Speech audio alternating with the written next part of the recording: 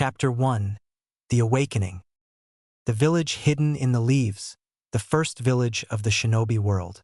The Leaf Village is considered to be the strongest village among all the other villages.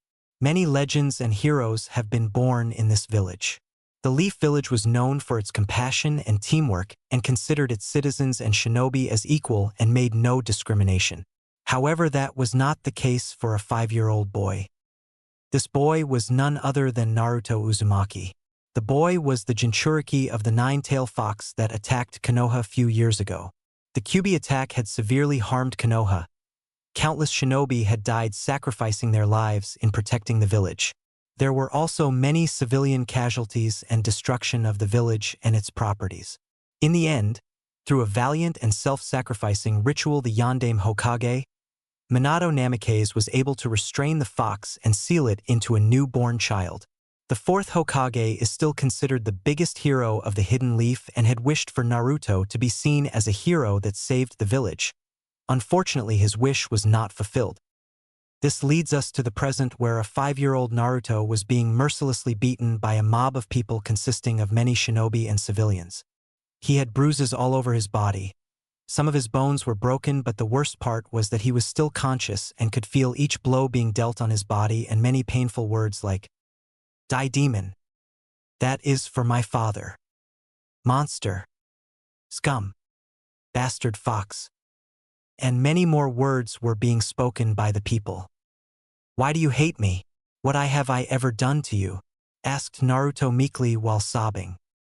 "You dare ask what you have done, you monster? Now I will show you what you have done," yelled one shinobi and started performing hand seals. Megan. Narakumi no Jutsu. Demonic illusion. Hell viewing technique. Naruto slowly felt himself surrounded in a swirl of leaves, and after a moment he was faced with the worst nightmare of his life. He was standing in a clearing field where a fierce battle was going on between many shinobi and a giant nine-tailed fox. Naruto had many nightmares of this fox since his early childhood and had always been terrified of it. The fox was killing people everywhere. People were dying.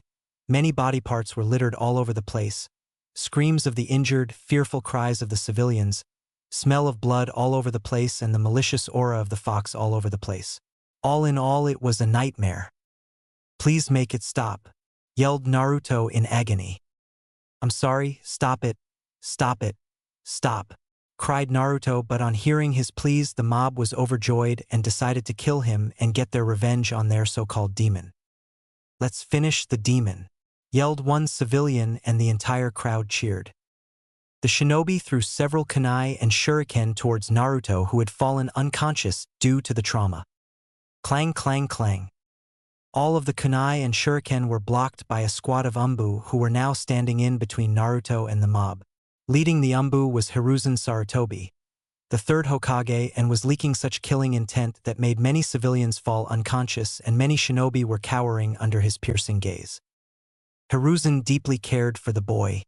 He respected the fourth's wishes and tried to make it come true, but was not successful.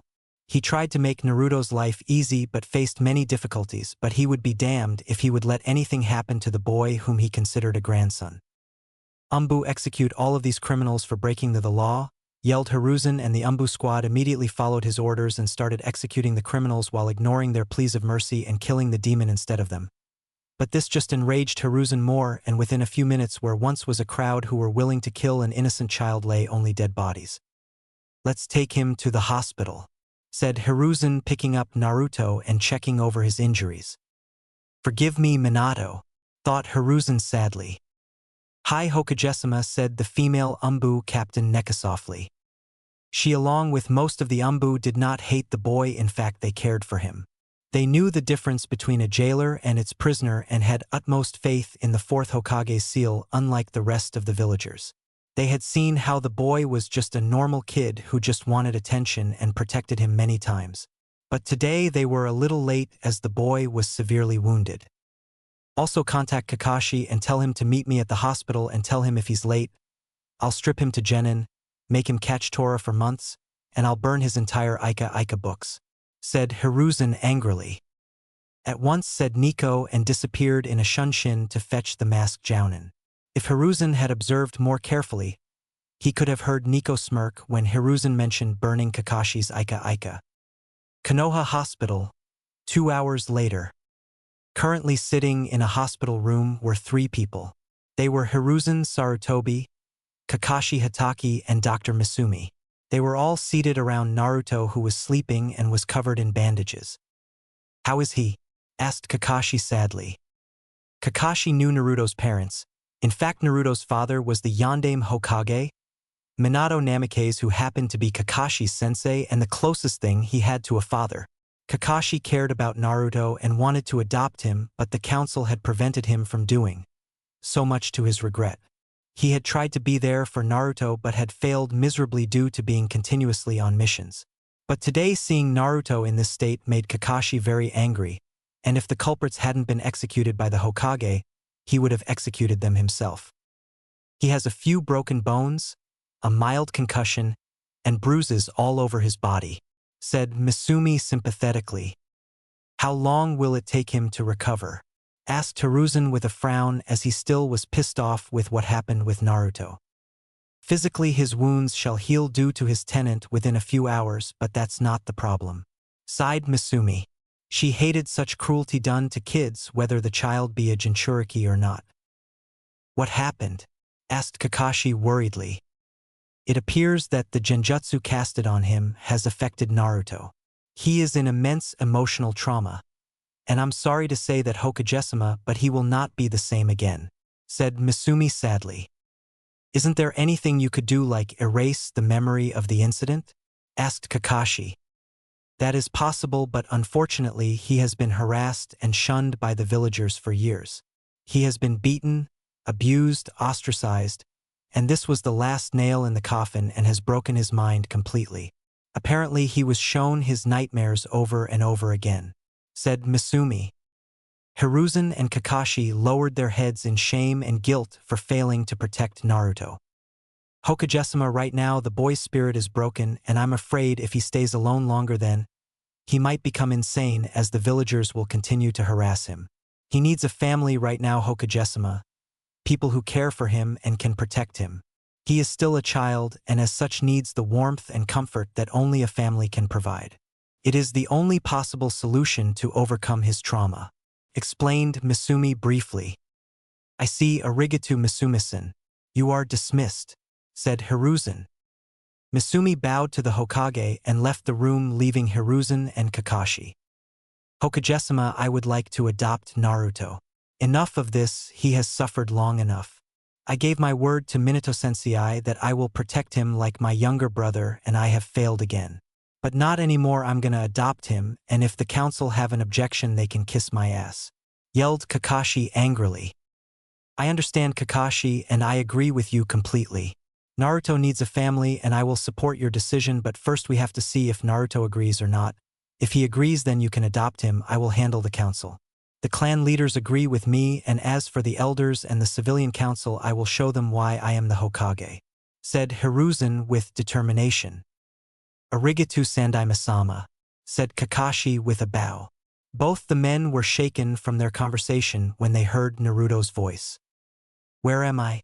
asked Naruto quietly, opening his eyes slowly. "I'm relieved to see you are all right, Naruto-kun. You are in a hospital," said Hiruzen sadly. "I see," said Naruto dejectedly.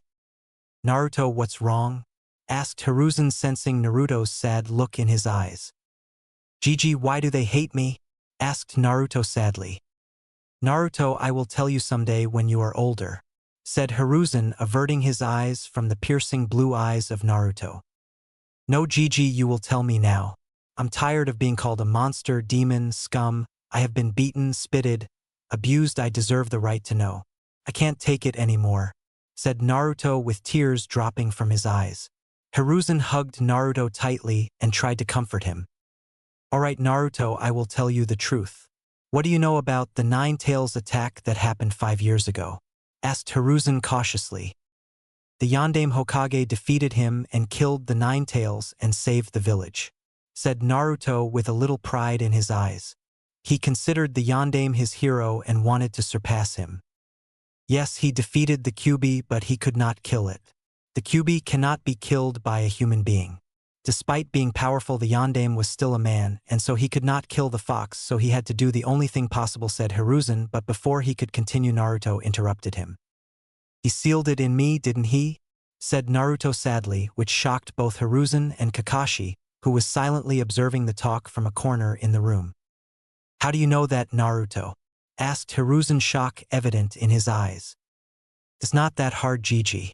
I was born on October 10th, the day the Kyuubi attacked. The villagers call me Demon, Fox, and many other things. It also happens that I have a seal on my stomach which I saw once before, and the nightmares I have often about the Kyuubi attack on the village. And now that you clarified that the Yondaime couldn't kill it, it all makes sense. Why Gigi? Why me? Asked Naruto sadly, with a few tears dropping from his eyes. Both the men standing in the room were astonished on Naruto's accurate deduction. He is truly your son, Sensei. I won't fail you anymore. Thought Kakashi, impressed with Naruto's deduction and also not snapping immediately. It took a few moments for Hiruzen to get over his shock, and after a few moments got out of his daze. He then stared at Naruto and put a hand on his shoulder. Naruto, the Yondaime didn't want to do this to you, but he had no choice. So in order to protect the village, he had to seal the Kyuubi in you. He wished that you be seen as a hero for protecting the village. That was his dying wish, but the villagers have not followed it, and for that I am sorry. And as for why he chose you, because he believed in you and trusted only you to protect the village. Explained Hiruzen. The Yondaime believed in me? Asked a wide-eyed Naruto. The man whom he considered his hero believed in him and trusted him to protect the village. Yes, he believed in you, Naruto, and trusted you, said Hiruzen, kindly giving Naruto a smile. Gigi, can you tell me who were my parents? Asked Naruto with hope in his eyes. Naruto, I will tell you about your parents when you are older. Tell you what if you decide to become a ninja and reach Chunin rank, I will tell you. Don't worry, even if you don't become a ninja, I will tell you. Their identity is a big secret. They truly loved you and cared for you, and if they were alive, they would still be with you, said Hiruzen, but knew that Naruto would insist more, and was just waiting for the reply. I understand. I trust you, Gigi, and I hope one day you will tell me. But still I wish I had a family, said Naruto, averting his eyes from Hiruzen. You have a family, Naruto, said Kakashi, placing a hand on Naruto's shoulders. Who are you? Asked Naruto and looked up at the teenager. He was tall and had at an impressive height of 6 feet 1 inch. He was wearing the usual Konoha shinobi attire. His haitayat was wrapped around his forehead, but slanted, so the cloth covers his left eye. The lower half of his face is covered by a blue face mask. His silver hair and single black eye were the only distinguishable features available, with his face so heavily covered. His chest was covered by his green jounin vest, which had many pockets for placing various things. His blue undershirt was shown as his shoulders, and arms are covered in the blue fabric from his shirt. The only break of the blue was the same red swirl presented proudly on his left shoulder. His hands were covered in fingerless black gloves with metal handguards. His pants were a dark blue which are rolled up, allowing for his shins to be wrapped in tape and his feet to be covered with the common blue open-toed shoes. His leg was wrapped similarly with tape and his kunai pouch on his right leg. My name is Kakashi Hatake, and I would like to adopt you, Naruto, said Kakashi with an eye smile. Why would you do that? Asked Naruto suspiciously. Naruto, I won't lie to you. I knew your parents, they were like family to me. I wanted to adopt you and raise you from the start. You are the only family I've got, but the council were preventing me. But Sandaime-sama has now made it possible for me to adopt you. I know I have not been there for you, but I would like to amend my mistake. You may disapprove. If you do not want me to adopt you, I will understand, said Kakashi solemnly. Will you never abandon me? Do you truly care for me, or just pity me? Or just want to adopt me just because you knew my parents? Asked Naruto pleadingly. Naruto, I do not pity you and I truly care for you. You are like a little brother I never had, said Kakashi sadly. Arigato, Kakashina-san, said Naruto with a smile which Kakashi replicated with his own. Naruto, so do you accept? Asked Hiruzen, hoping Naruto would accept the offer. Hi, said Naruto with a small smile. Naruto, would you like to retain your Uzumaki name or accept Kakashi's family name? Either is fine by us. You can still retain the name when you are older if you like, said Hiruzen with a smile while Kakashi gave him a nod. I would like to keep Kakashina-san's name, said Naruto with a smile which pleased Kakashi's even more. Minato-sensei, Obito, Rin, I finally have a family. I won't let you down, thought Kakashi. Gigi, I want to become a ninja and protect the village, said Naruto. Hiruzen and Kakashi both smiled and nodded. Naruto, you will be moving to Kakashi's house and soon you will be entering the Ninja Academy. Kakashi will teach you Naruto. But tell me, what is your dream, Naruto? Asked Hiruzen. I want to be a ninja in order to protect the village. The Yondaime believed in me and I will make sure that his trust in me was the best choice. And as for my dream, I want to join the Umbu, said Naruto, shocking Hiruzen and Kakashi. Why do you want to join the Umbu? Asked Hiruzen curiously. I want to protect the village. The Umbu are the elite of the village. Also, the people respect the Umbu the most after the Hokage. They never showed any discrimination towards me and they're kind of cool. I want to be like them, said Naruto with determination. Alright Naruto, but you will have to work very hard to be an Umbu. I was an Umbu once and I know they are the toughest, so you will have to work and train harder, said Kakashi strictly. I won't let you down, Nezen, said Naruto with a grin. Good, said Hiruzen, happy to see that Naruto was slowly getting out of his trauma by having a family. Gigi, Nezen, there is a problem, said Naruto carefully. What is it? Asked Kakashi curiously. I know that the villagers hate me and it will take some time to prove it to them that I am not the Kyuubi. But some people may attack me again and I'm not strong enough to defend myself against ninja, said Naruto firmly. Hiruzen frowned on hearing the truth in Naruto's words. Of course, after today's incident the attacks would decrease, but one cannot be sure as there were many people who hated Naruto. I have a solution, said Kakashi and took out a black face mask from his vest and tossed it to Naruto. Naruto immediately caught it and the smile he had on his face could light up someone's day. It also pained Hiruzen and Kakashi to see that this was the first gift the boy had received and was happy. Thanks, Nezen, said Naruto and put on his face mask. Naruto, from now on you are Naruto Hatake. Become a good man and a strong and proud shinobi of the leaf, said Hiruzen and patted the boy on the back. Hi, said Naruto happily. Time skip. 6 months. It had been 6 months since Naruto was adopted by Kakashi. These 6 months were an entirely new experience for Naruto.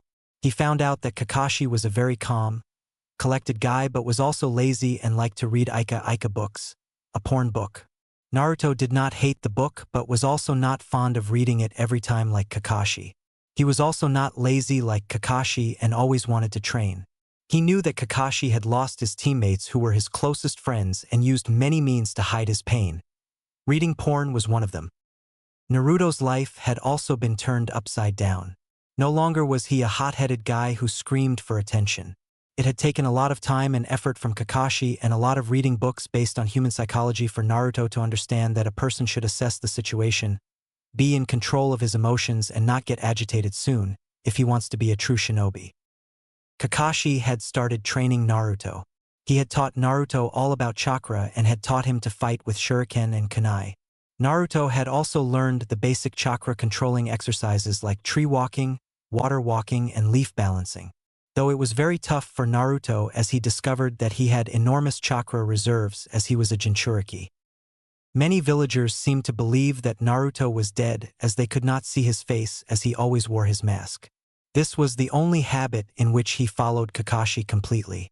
When some people did recognize him and showed any hostility or taunted him, he was able to maintain a calm demeanor and did not respond, which was one of the reasons the people now simply used to ignore him, which was better than being beaten. But what he did not know was that there had been few attempts to harm him but were stopped by Kakashi and the Hokage, and the culprits had been dealt with, without Naruto even noticing them. But today was not the case. Naruto was doing his shuriken training at Training Ground 7 waiting for Kakashi to arrive. He knew his brother would be late, so decided to start his training. He was getting better and better at throwing shuriken and was achieving most of the targets. Suddenly 2 people arrived at the training ground. Naruto looked at them and saw 2 Anbu standing there. Their faces were hidden by their masks, however their masks were different than most Anbu, because they were blank. "Naruto Hatake," said the Anbu on the left flatly. "Huh?" asked Naruto, curious as to why the Anbu were here and asking for him. Suddenly both the Anbu charged at him, drawing their swords ready to strike him down. Naruto had only time to blink as he barely dodged the strike of the swords but still got a cut on his face mask. It was due to sheer luck and due to some of Kakashi's training that he was barely able to dodge the blow. "What the hell are you doing?" shouted Naruto angrily. The Anbu were surprised that he was able to dodge the strike, but neither showed any emotions. They never showed emotions. Getting out of their daze, they started leaking a massive amount of killing intent. This was the type of killing intent of silent assassins. Naruto was frozen in shock. His body wasn't moving. His heartbeat was increasing every second. He was already hearing it beating so many times. He barely was able to get a kunai from his pouch, but his hands were trembling. He had faced a lot of angry villagers on many occasions, but the killing intent these Anbu were leaking were the most powerful one he had faced in his entire life. There was a sharp pain in his eyes. The Anbu rushed at him. One of them swinged his sword towards Naruto's chest while the other Anbu jumped in the air with his sword drawn, ready to cleave Naruto in half. Time seemed to slow down for Naruto. All the things started to move much more slowly around him. He could see the leaves rustling in the air at a much slower pace. He could see that the Anbu were drawing closer towards him. To any other shinobi, the Anbu would seem like blurs, but for Naruto, he was able to read their movements and the exact angle through which they were going to strike him. "I can't move. What is happening? I can't die here. I will not die," thought Naruto in fear. Acting purely on what his instincts were telling him, he backflipped a few meters away. But the Anbus attacked him again. The one on the left tried to attack him with a diagonal slash from his sword, but before his attack could even connect, he felt something cold pierce his chest. But when he looked down, all he could see was 2 red eyes with 2 tomos in it and a kunai buried deep in his heart. The Anbu's lifeless body fell dead on the ground, and after a few seconds a glow came from his left arm, and the entire body was engulfed in flames, burning the body to ashes. Meanwhile, Naruto was frozen in his spot.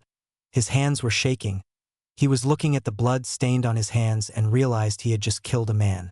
He didn't know what happened. He had just ducked before the blow hit him. And before he realized what was happening, his kunai was lodged into the Anbu's heart. He had seen the shock in the man's eyes, hidden behind his mask, which were then replaced with emptiness before he fell on the ground, and was burned to a crisp. "I killed him.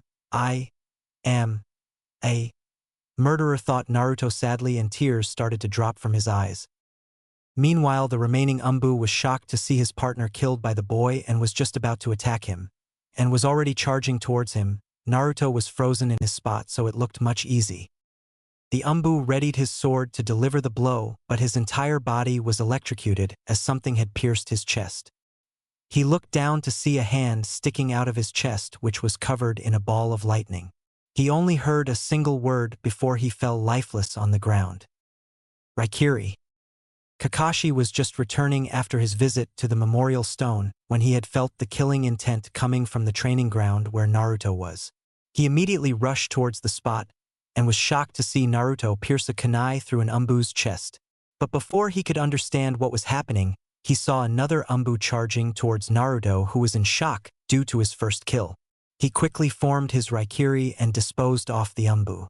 He did not even wait to see the body burn, as he immediately rushed towards Naruto.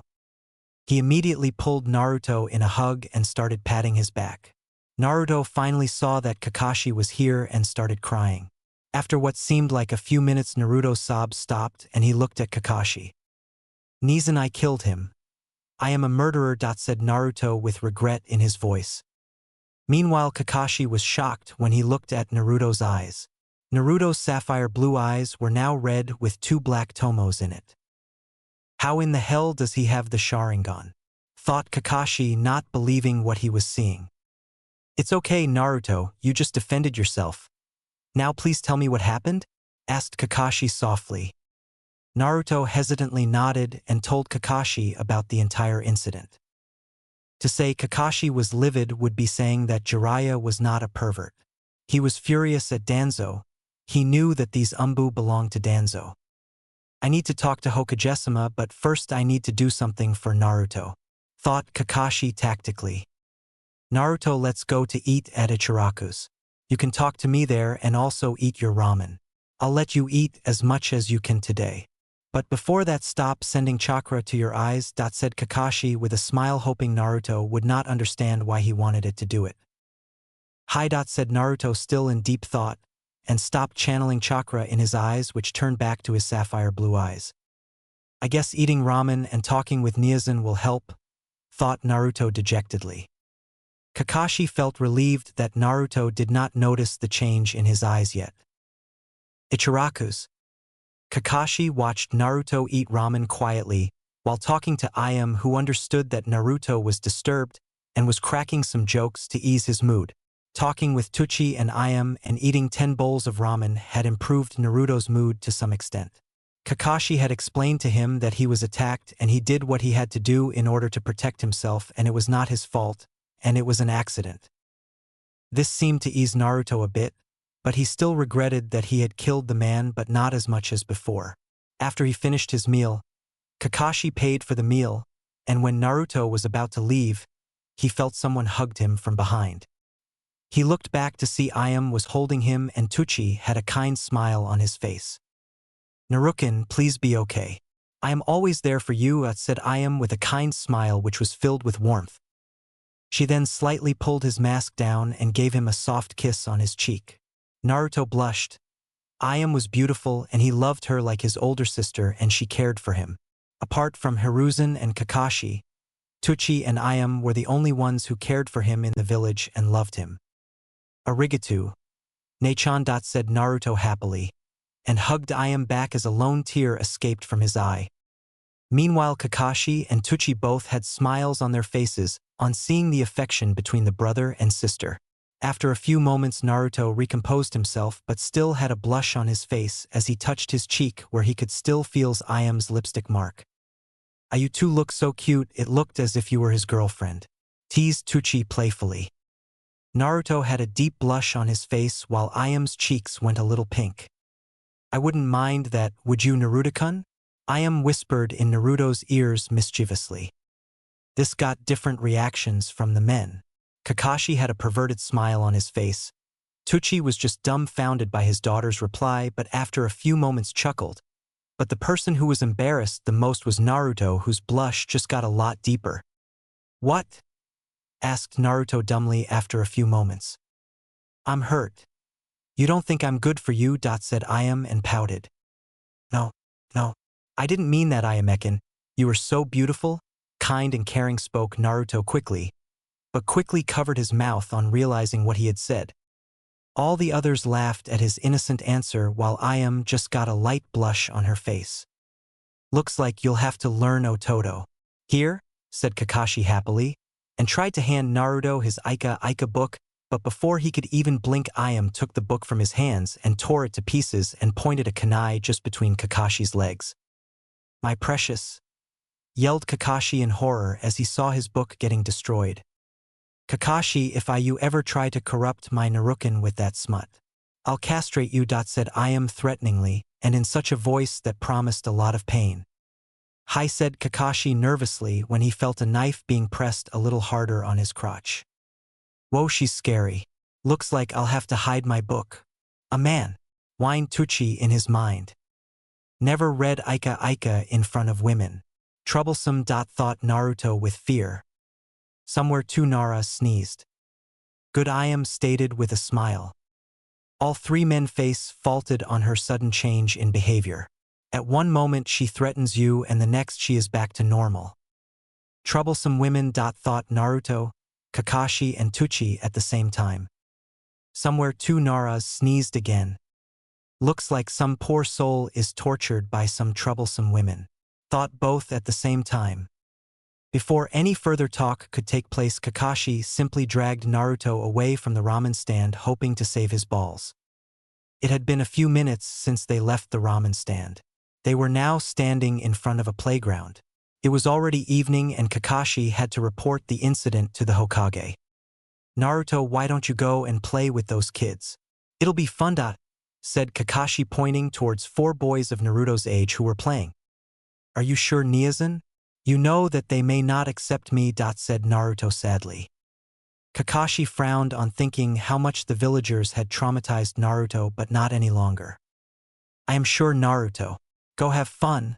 I have to talk to Hokage-sama about what happened today. I'll pick you up in an hour," said Kakashi and disappeared via a shunshin. "Man, I really need to learn that," thought Naruto with a chuckle.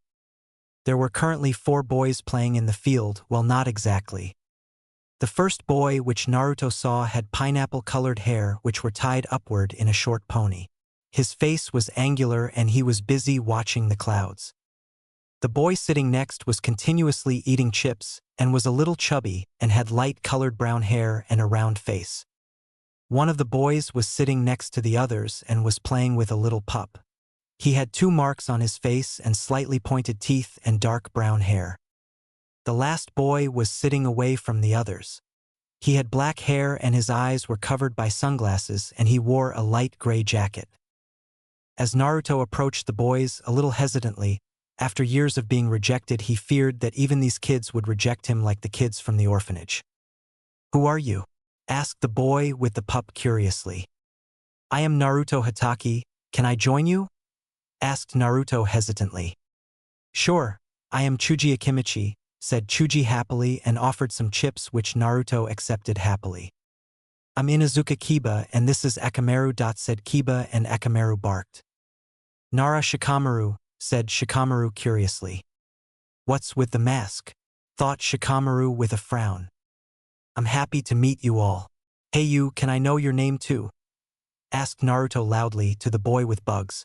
On hearing being called, he came towards the group and was surprised that they didn't back away from him when his bugs crawled in his shirt. "Aburame Shino," stated Shino stoically. "Naruto Hatake. It's nice to meet people from 4 different clans of Konoha," said Naruto sharply. "You know about our clans?" asked Chuji in surprise. "Yeah, my brother taught me. You are from the Akimichi clan. Your clan specializes in combat and is known for your physical strength and great research on food pills which were formed by your clan. Also, you own many restaurants in Konoha," said Naruto briefly. "You are from the Nara clan, one of the smartest clans of Konoha. Your clansmen are known for your sharp knowledge and thinking, and advanced knowledge in medical ninjutsu and medicines," said Naruto simply. "You are from the Inuzuka clan, one of the 3 best tracker clans of Konoha. You and your Ninken companions are best in tracking and hand-to-hand combat," said Naruto with a small smile. "You are from the Aburame clan. Your clan use Kikai bugs for tracking or capturing an enemy. Your clan is known for your logical thinking and is one of the best tracker clans of Konoha alongside the Inuzuka and the Hyuga," said Naruto seriously. Meanwhile, all 4 boys stared dumbly at Naruto. Chuji was pleased that Naruto didn't call him fat like many kids. Shikamaru was interested in knowing more about Naruto. Kiba and Akamaru both were happy when Naruto praised their clan and didn't call Akamaru a dog but Kiba's partner.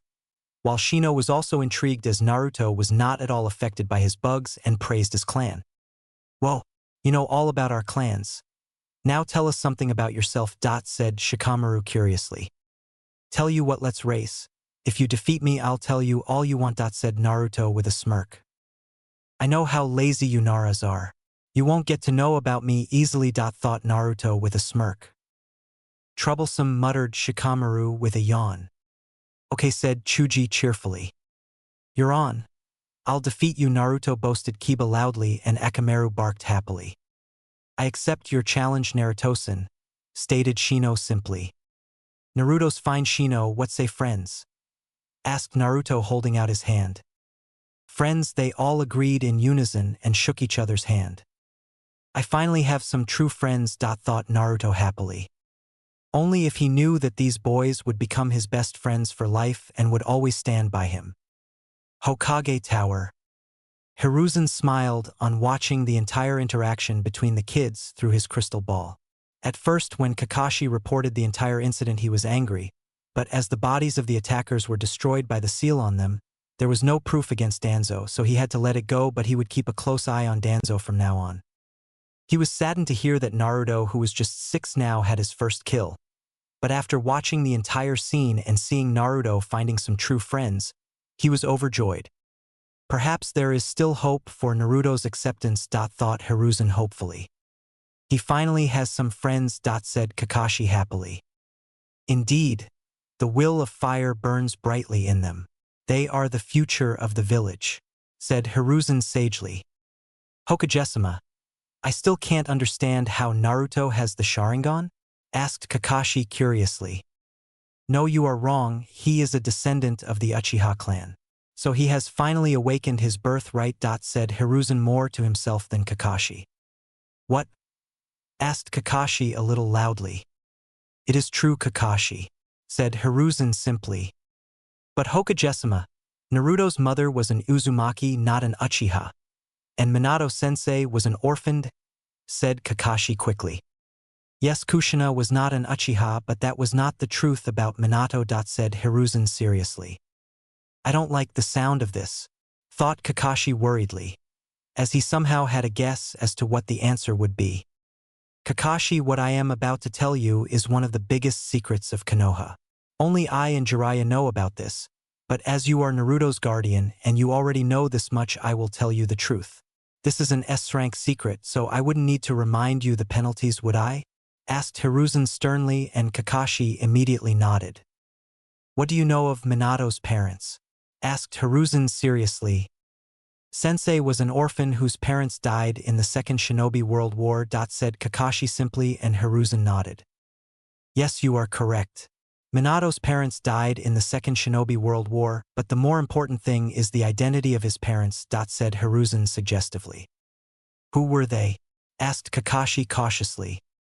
Yamato Namikaze and Rei Uchiha, said Hiruzen, shocking Kakashi to the core. Now I know why Minato-sensei understood Obito better than me, thought Kakashi in surprise. Rei Uchiha? Asked Kakashi curiously.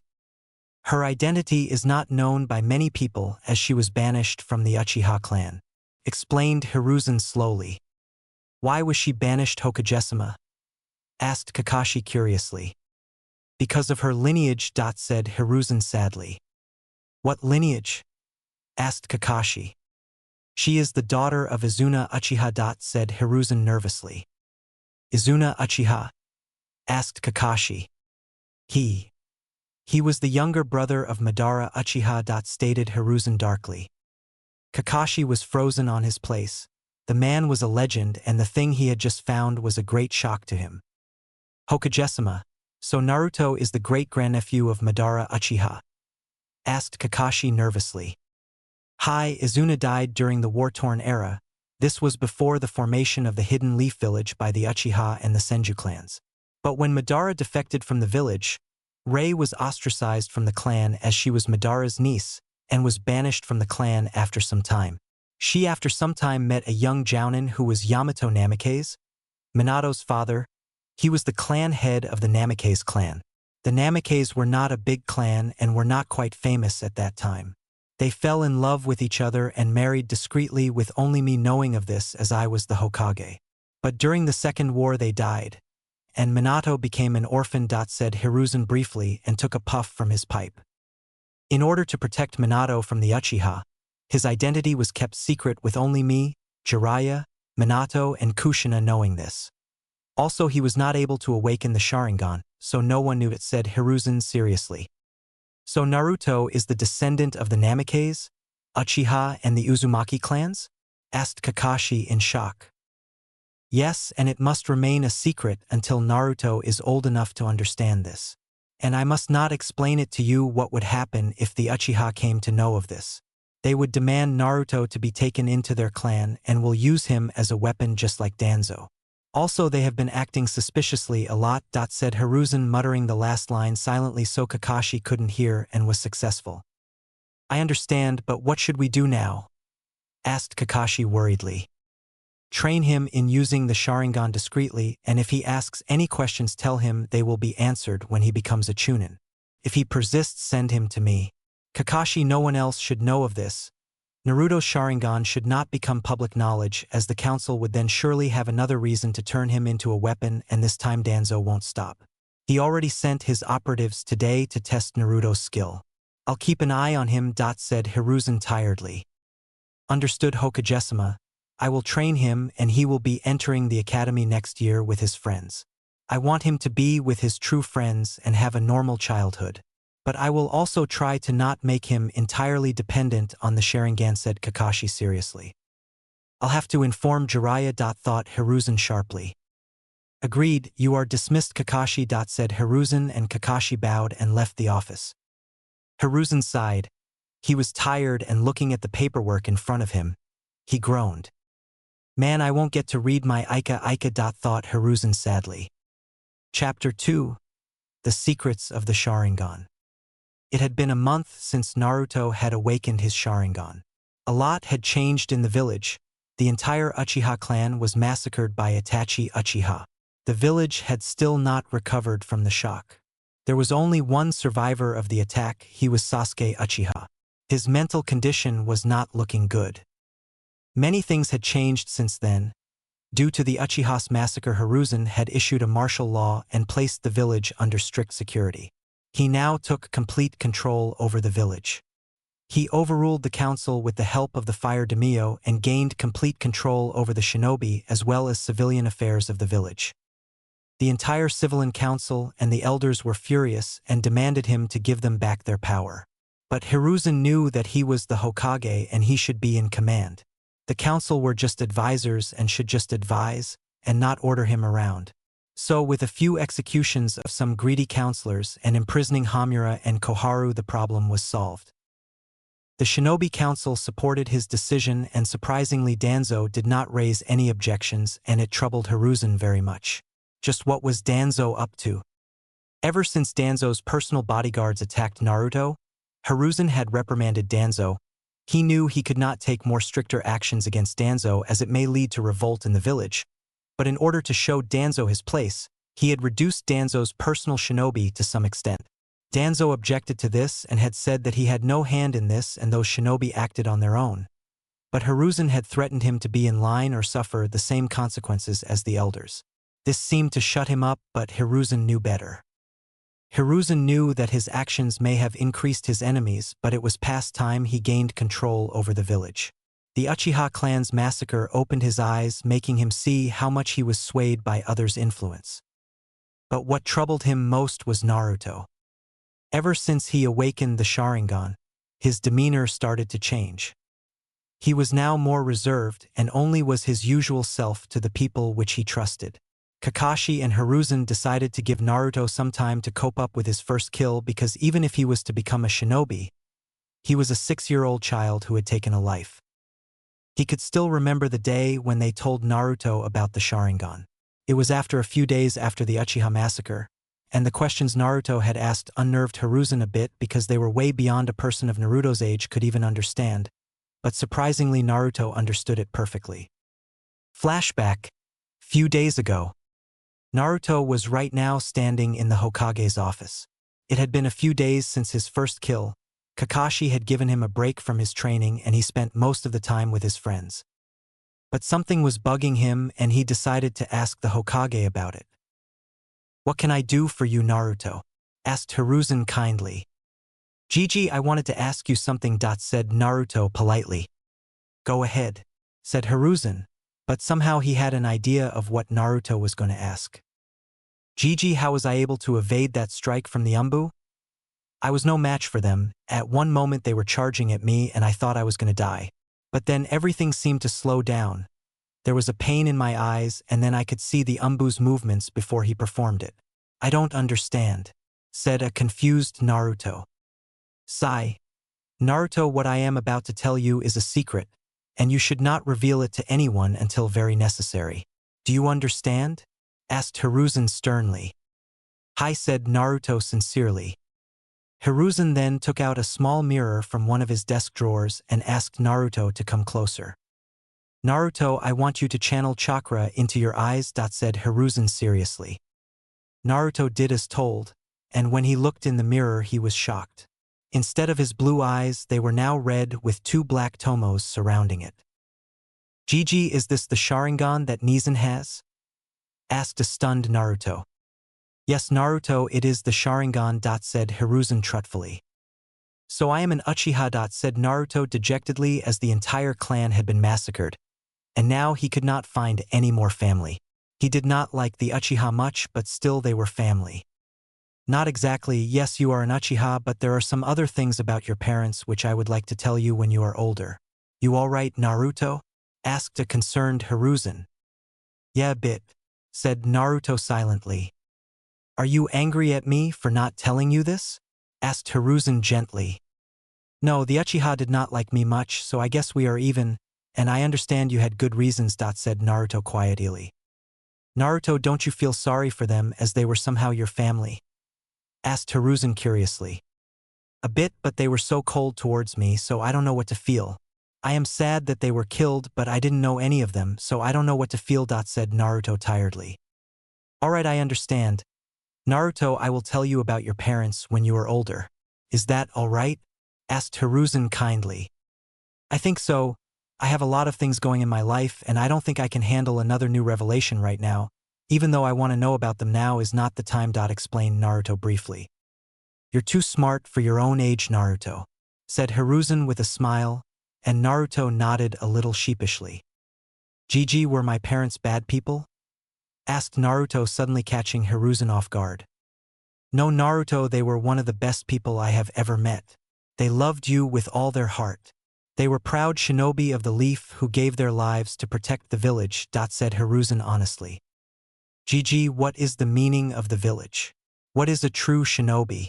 Asked Naruto, as he wanted to know why his parents died for the village and left him alone in this cruel world. Hiruzen was shocked on hearing Naruto's question. He remembered the first and the second Hokage's advice to him regarding the Sharingan, and knew that his answer would be very important in deciding Naruto's thinking and his future. He had failed in teaching Orochimaru, and he had fallen into darkness, and he won't let that mistake happen again. A village is a place where people come together. It is a place where people put aside all their past differences and end the chaos. It is a place where the children and the old are protected, the young prosper.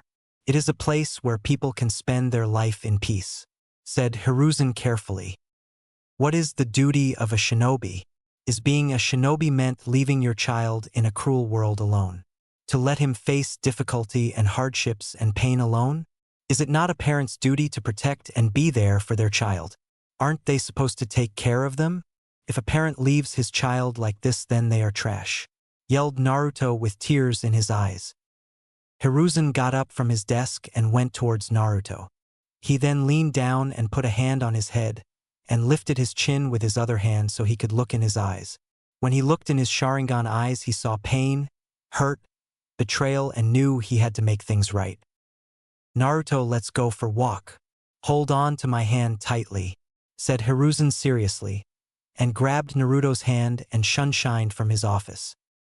When Naruto opened his eyes, he saw he was standing on the top of the Yandame's face at the Hokage monument.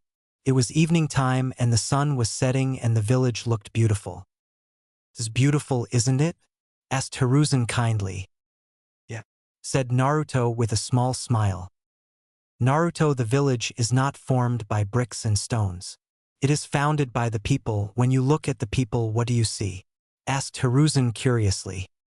Naruto looked towards the village and saw some kids playing far away, some people enjoying in a nearby restaurant, some people were just chatting around, and much more. It brought a small smile on his face. The people look happy and at peace, but it also makes me realize that I may never have such happiness in this world, said Naruto dejectedly. That's not true, Naruto. Yes, it is very unfortunate and sad that your parents died, but you are not the only orphan in this village, and you still have me, Kakashi, Tukizan, and Iamekin and your friends, don't you? Aren't we your family? I think that does count to some happiness, said Hiruzen kindly. Sorry, Gigi, I just got swayed by my emotions. Yes, I have you guys. I don't know what I would have done without you all. said Naruto with a smile behind his mask. I understand. Now come on, there is one more place we have to go, said Hiruzen happily, and offered Naruto his hand as they shined away. Right now Naruto and Hiruzen were standing in a clearing surrounded by trees, and there was a big stone situated in the center of the clearing. Hiruzen took Naruto towards the stone. Gigi, what is this place? Asked a confused Naruto. This is the place where the heroes of the Hidden Leaf Village are honored, said Hiruzen sadly. Heroes? Asked a confused Naruto. Yes, can you see that stone? Asked Hiruzen simply, and Naruto nodded. There the names of all those shinobi who gave their lives in order to protect the village are written, said Hiruzen seriously. Are my parents' name there? Asked Naruto sadly. Yes, said Hiruzen honestly. Gigi, can you please tell me their names at least? Please, Gigi, pleaded Naruto with his puppy dog eyes. Damn, where did he learn that? Thought Hiruzen with a frown. All right, but I will only tell you your mother's name. I'll tell you about your father some other time, offered Hiruzen. Naruto pouted. He wanted to know his father's name, but at least his Gigi was telling him his mother's name. He wanted to know her name for so long. Okay, Gigi, said Naruto with a smile. Her name was Kushina, said Hiruzen sadly, remembering all the time he spent with her and Minato. Naruto went towards the stone, and after a few moments he reached a point where his hands froze. Written on that place was a name of a person he desired the most in the world. The one person which he never had, his mother. He wanted to know what was a mother like. He had seen his friends with their mothers, and every time his heart ached when he saw that his mother was not alive and with him. How he could have had the love of a mother. How badly he wished his mother was alive. Kushina Uzumaki. Kachin, said Naruto with tears in his eyes. Hiruzen put a hand on his shoulder and waited in silence for Naruto to let out his feelings. Naruto cried for a few minutes, but after that he seemed to settle down. Naruto, inside every shinobi of the Leaf Village burns the will of fire, said Hiruzen kindly. Will of fire? Asked Naruto quietly. It's the unbreakable bond that every shinobi in the village has with each other. It gives us the strength to protect our village. A shinobi is a person who endures pain and faces hardship in order to protect something precious. That is the will of fire, said Hiruzen kindly. The will of fire burnt brightly in your parents. Imagine if they and many other shinobi had not sacrificed their lives. Then the village would have been destroyed. The peace in which we live in would not exist. The people those are living happily may not be alive, if not for the sacrifice of these heroes. The path of shinobi is one of sacrifice and pain. That is a shinobi, concluded Hiruzen. Do you think I can become a good shinobi? Asked Naruto hopefully. Let me ask you something first. What is precious to you? Asked Hiruzen seriously. My family, friends, and my village is precious to me. Even though some villagers may not like me, but this was the country I was born in, and this was the village which my parents gave their lives for, so I will honor my parents and protect it. Do you think the villagers will accept me? Asked Naruto with hope in his eyes. The will of fire burns the brightest in you, my boy. And yes, I truly believe that the people will see you as a hero one day. I believe in you, Naruto, said Hiruzen kindly. Arigato, Gigi. I will follow my own path, and will fulfill my dream and protect the village, said Naruto with determination, and gave Hiruzen a hug which he returned. I have no doubt about it. Now would you like Kakashi to train you in using the Sharingan? Asked Hiruzen curiously. Hi, said Naruto excitedly. Alright, I'll ask Kakashi to train you from tomorrow. Give it your best. Now go and play with your friends if you like, said Hiruzen happily. Hi, said Naruto and rushed off to play with his friends. That went pretty well, Sandaime-sama, said Kakashi with a smile coming out from the trees with his book in his hand. It went better than I expected, but we just avoided a major problem today, Kakashi, said Hiruzen in relief. Yeah, even I was taken off guard by his questions, said Kakashi seriously. Yes, it was indeed troublesome. If not for Shodai-sama and Naidaime-sama's advice, I don't know what would have happened, said Hiruzen worriedly. What do you mean, Hokage-sama? Asked a confused Kakashi.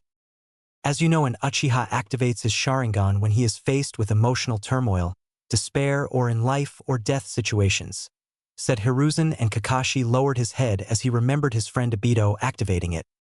But when a person activates the Sharingan, he starts to change, said Hiruzen gravely.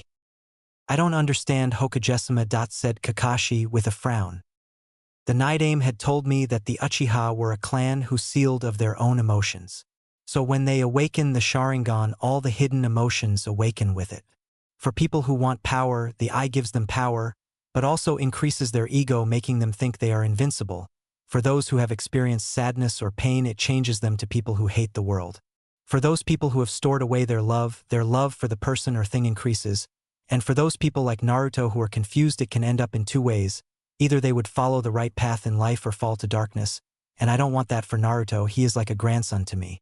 The Uchiha's love was greater than that of the Senju, said Hiruzen, shocking Kakashi. But it still does not clearly explain what it has to do with Naruto, asked Kakashi curiously. I'll explain it. As time passes, the person's Sharingan grows stronger, and so does his feelings. Many Uchihas in the past had become insane due to this. The Nidaime had told the Sharingan is the eye that shows emotions. When I looked in Naruto's eyes today, I saw sadness, pain, and betrayal in them.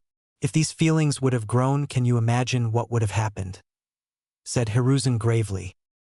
He would have hated the village and many people for his fate, and his Sharingan combined with Kyuubi sealed in him could have made him a new Madara, said Kakashi in shock, realizing what could have happened. Indeed, Hashirama-sama had told me that it was the insane love of Madara for his younger brother that made him mad. So he had told me to treat them with love, but I failed once again. But I won't let it happen with Naruto. I had tried to talk to Sasuke sometimes, but the trauma he has suffered is intense, and he refused to talk, but I hope with time he will recover from it, said Hiruzen hopefully. Kakashi nodded, understanding what the Sandaime meant, as he could not stop the Uchiha's demise and was blaming himself. I'll have to be careful with Naruto, but I will train him to be a better shinobi and a good man, thought Kakashi with determination. The next day, Naruto and Kakashi were standing in the Forest of Death, aka Training Ground 44. Kakashi had brought Naruto here many times in order to train him. He had chosen this place in order to train Naruto in using the Sharingan, as almost nobody came to this place, so they won't notice Naruto using the Sharingan. Today the training was going to be different. First of all, Kakashi was not reading his book and was looking serious, while Naruto was also ready to begin his training. After talking with the Hokage, his resolve was strengthened and his goal became more clear to him. Alright Naruto, since I have already taught you chakra control exercises and basic taijutsu, I deem you fit to learn ninjutsu and how to use the Sharingan from today. You up for this? Asked Kakashi cheerfully. Hi, Nizen, said Naruto politely. Alright, first of all, I'm going to teach you the basic jutsu which academy students are taught. Normally you shouldn't be learning ninjutsu at such a young age, but you have some enemies in the village, and so in order to defend yourself you are going to learn ninjutsu, said Kakashi firmly, earning a nod from Naruto in return. But before we start your training, I am also going to teach you how to use the Sharingan, said Kakashi and lifted his headband, opening his Sharingan eye. Nizen, can you tell me the abilities of the Sharingan? Asked Naruto curiously. Alright Naruto, but first activate your Sharingan and tell me what you see, said Kakashi firmly. Naruto channeled chakra into his eyes, and instantly a two-tomo Sharingan appeared. Nizen, I can see the chakra flowing in your body. Also, when the Umbu attacked me, I was able to predict his movements before he made them. That's all I know about the Sharingan, said Naruto honestly. Impressive, the Sharingan has many attributes, and one of them is certainly to predict one's movements before he or she actually makes them. The Sharingan has 3 levels. First is the level with only tomo in each eye. Within this form, you can partially predict movements as well as see the opponent's chakra array, albeit a little bit blur. Only after the second stage of the Sharingan, which composes of 2 tomo in each eye, would you be able to fully visualize the opponent's chakra flux and composition. Within the second level, the Sharingan can then copy the hand signs as well as how much chakra is needed for either ninjutsu or genjutsu. Finally, the third level, which of course is composed of 3 tomo in each eye, is when the Sharingan is complete and no technique escapes from the eye's copying ability.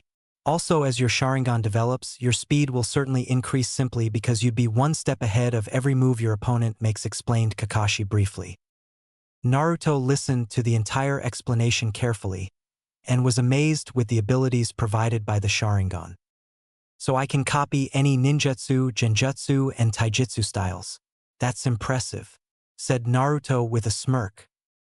Hold your horses, yes you can copy them, but that does not mean you have to do it, said Kakashi firmly. Why not?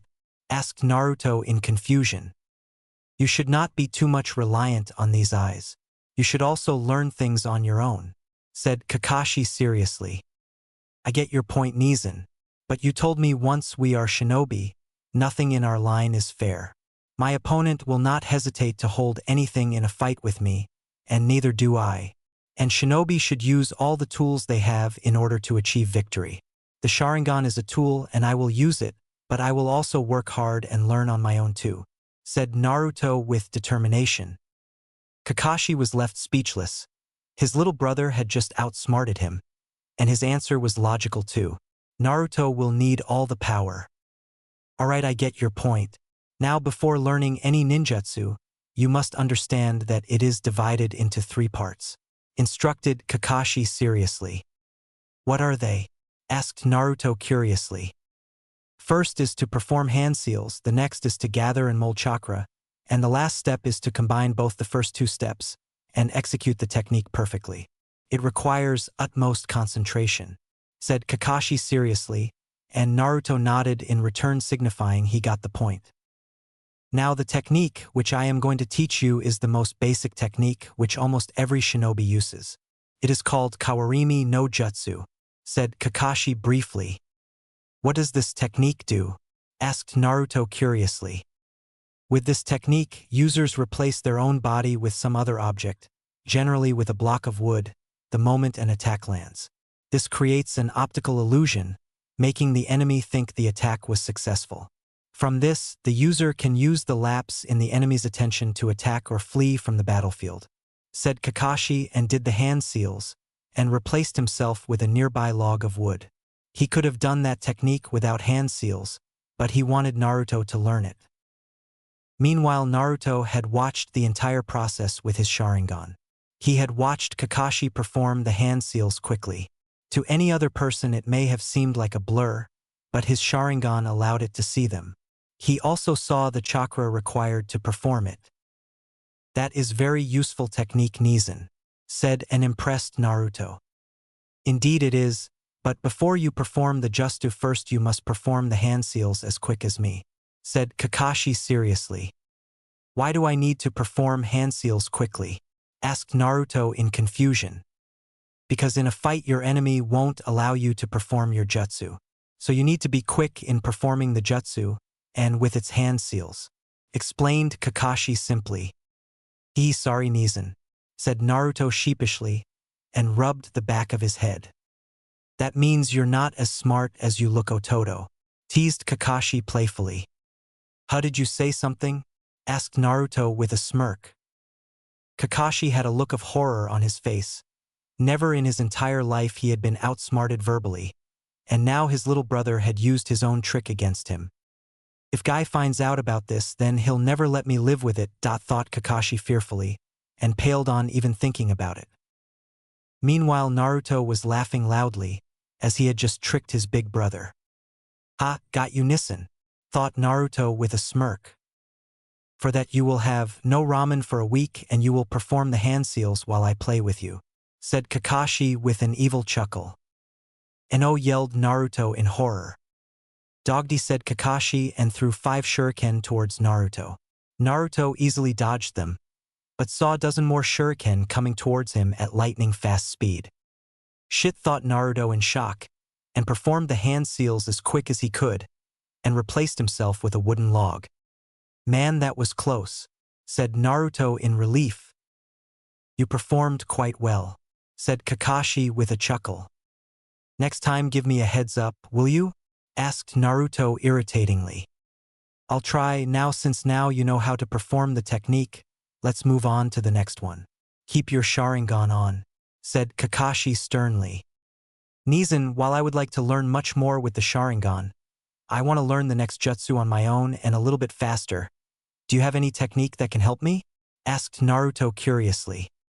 Yes, there is one technique. Now that I think about it, you should be able to perform this technique, as you have the required chakra and control. This technique helps the user learn a jutsu 10 times faster, said Kakashi seriously. What is it? Asked Naruto gleefully. Kagebunshin no jutsu, said Kakashi with a smirk, as he knew how useful this jutsu was. Kagebunshin? Asked Naruto in confusion. It is in Brank Jutsu, only Jounin and people with high chakra levels are able to perform it, but you will be able to do it. First deactivate the Sharingan, said Kakashi. Naruto nodded and deactivated his Sharingan. What does this jutsu do? Asked Naruto excitedly. It is similar to the clone technique. This technique creates clones of the user. However, these clones are actual copies, not illusions. The user's chakra is evenly distributed among every clone, giving each clone an equal fraction of the user's overall power. The clones are capable of performing techniques on their own and can even bleed, but will usually disperse after 1 or 2 solid blows. Shadow clones can't be distinguished from the actual person because the clones have the exact same amount of chakra and aren't made from any other substance. A characteristic that is unique to the shadow clone technique is that any experience the clones gain during their existence is transferred to the user once they are dispersed. This makes the technique ideal for spying, since the user can simply send a clone to spy on a target, then have the clone disperse itself without returning to pass the information back to the user. It's also useful for training purposes, since the total amount of experience the user gains is multiplied by the total number of clones being used to train. For example, if a user creates 1 shadow clone and trains together with this clone for 1 hour, then dispels the clone, the user gains 2 hours of training in 1 hour by adding the hours of clone and the user together. Explained Kakashi deeply. Naruto was practically drooling on the aspect of learning such a useful jutsu. It was the best thing after his Sharingan. Teach me, now, said Naruto quickly. Alright, now watch carefully, said Kakashi with a chuckle on seeing Naruto's eagerness to learn it, and he couldn't blame him. The shadow clone was one of the most advanced and beneficial ninjutsu. He did 2 hand seals and instantly 2 exact replica of Kakashi popped into existence. As you can see, we are real and can do anything, said both clones in unison, and started climbing a tree to show Naruto that they were real and not illusions. Wow, I'll do it too, said Naruto eagerly, and formed the hand seals. Wait, shouted Kakashi, but was already too late as he was surrounded in cloud of smoke. And when his vision cleared, he was shocked to see himself surrounded by 50 identical Naruto clones, all of whom had a smirk behind their masks. Yo, said all the clones in unison. Damn, I knew you would be able to do it, but 50 clones at your age is astonishing. You all right? Asked Kakashi worriedly. Yes, I'm fine. Just a lot of my chakra is spent, said Naruto a little roughly, as he was feeling the effect of the technique on his body. I understand it is a forbidden technique, and if not for your high chakra reserves and your tenant, you'd be dead by now. Naruto, you should always be careful while learning this technique, said Kakashi sternly, making sure Naruto understood his reasons. You worry too much, Nizan, but I'll be careful, said Naruto with a smile. Good. That's what I'll always expect from you, said Kakashi happily. Nizan, what should I do with these clones? Asked Naruto curiously. Kakashi thought for a moment. Meanwhile, all the clones were chatting among themselves, wondering what they were supposed to do. I think it's time to find out about his elemental affinity, maybe teach him a jutsu or 2 according to his element, thought Kakashi tactically, and took out a piece of paper. What is this, Nizan? Asked Naruto curiously, taking the paper from Kakashi. This is a chakra paper. But before I tell you any further, tell me what are the 5 basic types of elements and its applications for ninjutsu? Asked Kakashi sharply, hoping Naruto would give the correct answers, after all the training and books which he had made Naruto read. There are 5 basic types into which the nature of chakra can be transformed, called the 5 elements nature transformation, Godai Saishitsu Henka. These 5 types are also called elements and are not only the origin of the names of the 5 great shinobi countries, but also the foundation of all elemental ninjutsu. The 5 basic natures are all connected to each other in a circle, each being weaker than one and stronger than the other. They are fire, water, wind, earth, and lightning. Explained Naruto briefly. Accurate as always. I trained you well, said Kakashi proudly, and Naruto nodded humbly. Every person has chakra that has an affinity towards one of these types, a characteristic that seems to be genetic, since whole clans sometimes share the same affinity. Most members of the Uzumaki clan, for example, had an affinity towards the water nature. They were one of the most skilled water users in the world whose skills surpassed even the Naidame Hokage, who was said to be the most powerful water user of his time. He could convert the moisture in the surrounding environment and create water, said Kakashi briefly. That's excellent, but what would happen if a person does not have the affinity for an element? Asked Naruto curiously. Usually it would be extremely difficult for a person to master the ninjutsu of that element, as it is not his type and also it would require a lot of chakra. But it is not impossible. A person could still learn a technique of the element which he does not have, but it won't be very effective, explained Kakashi. So how can I find out my element? Asked Naruto eagerly. The paper which you have in your hand is a chakra paper, pieces of paper made from a special type of tree that are grown and fed with chakra, that are used to react to even the slightest hint of chakra in any of a number of ways, depending on the nature latent in the chakra. If your affinity is fire, it will burn. If your affinity is water, it get wet/damp. If your affinity is earth, it will crumble. If your affinity is wind, it will be sliced. And if your affinity is lightning, it will wrinkle. Now channel your chakra into the paper. Let's see what you got, explained Kakashi seriously. Naruto then channeled chakra into the paper, and the results were quite astonishing.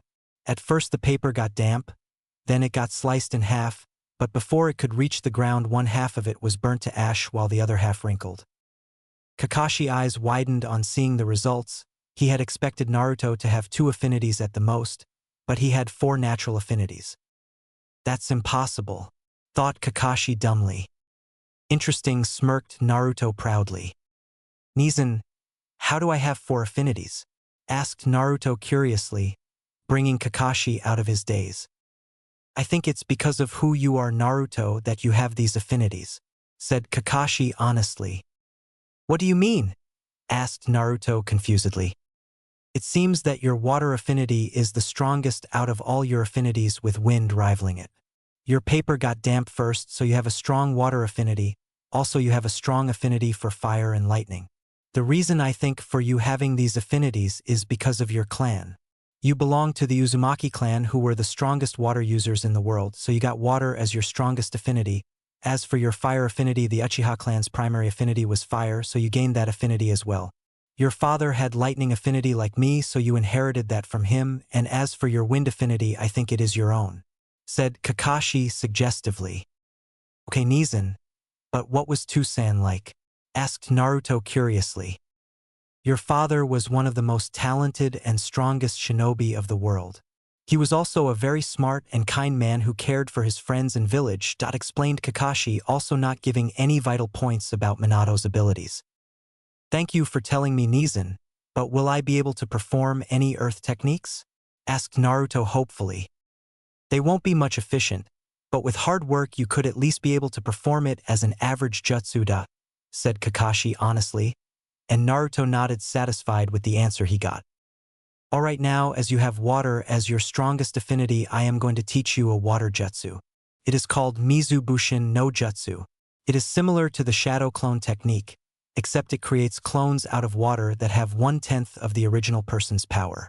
Like other solid clone techniques, the clones can be used to perform tasks the user is unable or unwilling to do for themselves. The range of the clone is limited, however, as it cannot travel very far from the original body without losing control. Like other clone techniques, if the water clones are injured enough, they will revert back to normal water. Now, normally this technique requires a source of water, but you will be able to perform it, explained Kakashi and showed Naruto the hand seal. Naruto formed the tiger seal, and in a moment 3 identical water clones were formed. It seems I was right, you are able to convert the moisture in the air to water like Nidai-sama, though you are not at all as great as he is with water manipulation, but with a few years of training you will be. You are indeed a true Uzumaki, said Kakashi proudly, and Naruto bowed in return, showing his appreciation to his brother.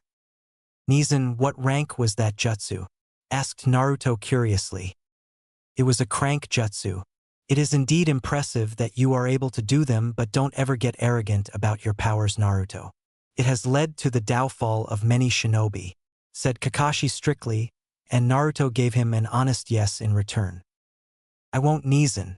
What affinity do you have, Nizen? Asked Naruto excitedly. My primary affinity is lightning, but I also have water as my sub-element, and I know a few fire and earth jutsu, though I only know for wind jutsu, explained Kakashi briefly. That's impressive, Nizen. Can you teach me any more jutsu? Asked Naruto hopefully. The prospect of learning new jutsu was quite interesting. Yes, I am going to teach you 3 more jutsu today, but first I want you to divide your clones into 2 equal groups. One of my clones will supervise each group and will teach them a jutsu each, but keep their Sharingan active, as it will help them maintain their Sharingan for a longer while and will help in learning the jutsu faster, while you and I will meditate, instructed Kakashi. Why do I need to meditate, Nizen? Asked Naruto with a frown. Meditation will help you increase your concentration and better control of your chakra. It will also make you aware of your surroundings. Also, I want to find out something, said Kakashi silently. I hope I'm right on this one, thought Kakashi hopefully. Naruto nodded and divided his clones into 2 groups, and they went with each of Kakashi's clone to learn their respective jutsu. Naruto then sat in a lotus position and started concentrating. At first nothing happened, but after a few minutes of utmost concentration, he could slowly hear the sounds of faraway creatures of the forest, the flow of river, and most surprisingly, he could feel Kakashi's chakra signature. Nizen, why am I sensing your chakra signature? Said Naruto in confusion. As I expected, thought Kakashi with a smirk. You can sense my chakra because you are a sensor, said Kakashi proudly. A sensor? Questioned Naruto. Let me explain, many in the Uzumaki clan were skilled sensors, so I had some expectation as you could also be one. A sensor, Kangshi Taipu, is a ninja that is capable of detecting the presence of other people through their chakra. A skilled sensor can detect their targets from a great distance, as well as differentiate the characters by their chakra signature alone. They are even able to tell when other sensors are using their abilities, explained Kakashi briefly. So can you teach me how to use my sensing ability too? Asked Naruto happily. Sure, I can give you some pointers, as I can too detect chakra signatures and have a good sense of smell, said Kakashi truthfully, and started teaching Naruto. Meanwhile, with Shadow Clones Group 1. In a clearing were standing 25 Naruto clones facing one of Kakashi's clone. There were training dummies in the field, and the clones were waiting to be trained in new jutsu. So what is this jutsu? Asked one clone of Naruto loudly. It is called Katan, Gokakyu no Jutsu, Fire Style, Fireball Jutsu. It is one of the prized jutsu of the Uchiha clan, and is a crank offensive ninjutsu. In this technique, chakra needed inside the body is converted into fire, and expelled from the mouth either as a massive orb of roaring flame or as a continuous flamethrower. The scope of the attack is altered by controlling the volume of chakra that is mustered. The released flames will engulf their target and leave a crater on the ground's surface, explained Kakashi's clone briefly. So how do we do it? Asked another Naruto clone quickly. Now, I'm going to perform the jutsu, and you will watch it with your Sharingan, instructed Kakashi's clone and performed the hand seals. Katan, Gokakyu no Jutsu, Fire Style, Fireball Jutsu. A large fireball was released from the clone's mouth, which rushed speedily towards one of the training dummies, burning everything in its path, and with a loud bang crashed with the training dummy and burnt it to a crisp. The clones were fascinated with the jutsu and copied it down and started performing the jutsu. Meanwhile, with Shadow Clones Group 2. The jutsu which you are going to learn is called Sui Tun, Mizurappa, Water Style, Violent Water Wave, explained Kakashi's clone simply. What does it do? Asked one Naruto clone in confusion. In this technique, water gushes out from the mouth like a waterfall and washes away the enemy. One can freely control the power of this technique with the amount chakra one releases. Having many variations, this is a basic water release technique and is a crank offensive ninjutsu, explained the Kakashi clone. He then performed the dragon, tiger, and hare hand seals and spitted a small stream of water towards a nearby tree. The small wave crashed violently with the tree and created a small crater on the tree's body. Alright, now you have copied the jutsu, start practicing it, instructed the Kakashi clone. Hai yelled all Naruto clones in unison and started practicing. Few hours later. It had been a gruesome training day for Naruto. He was now completely exhausted, as he received the memory of his shadow clones and the fatigue too. He had also learned some sensing ability from Kakashi during these hours of meditation. Kakashi was proud of Naruto for learning so fast, and with his stamina, and decided to check the results of the two jutsu he learned. Naruto, do you think you can perform the jutsu the clones learned? Questioned Kakashi seriously. Yeah, I can do that, said Naruto, panting heavily. He is exhausted but still is not willing to give up, thought Kakashi proudly. Naruto then performed the hand seals and performed the jutsu he had learned. Sui Tun, Mizurappa, Water Style, Violent Water Wave. A large wave of water rushed out of Naruto's mouth and flooded the entire clearing, and crashed against everything nearby violently with a loud bang. He is a skilled water user. He has the potential to surpass Naruto someday, thought an astonished Kakashi after seeing the power of Naruto's jutsu.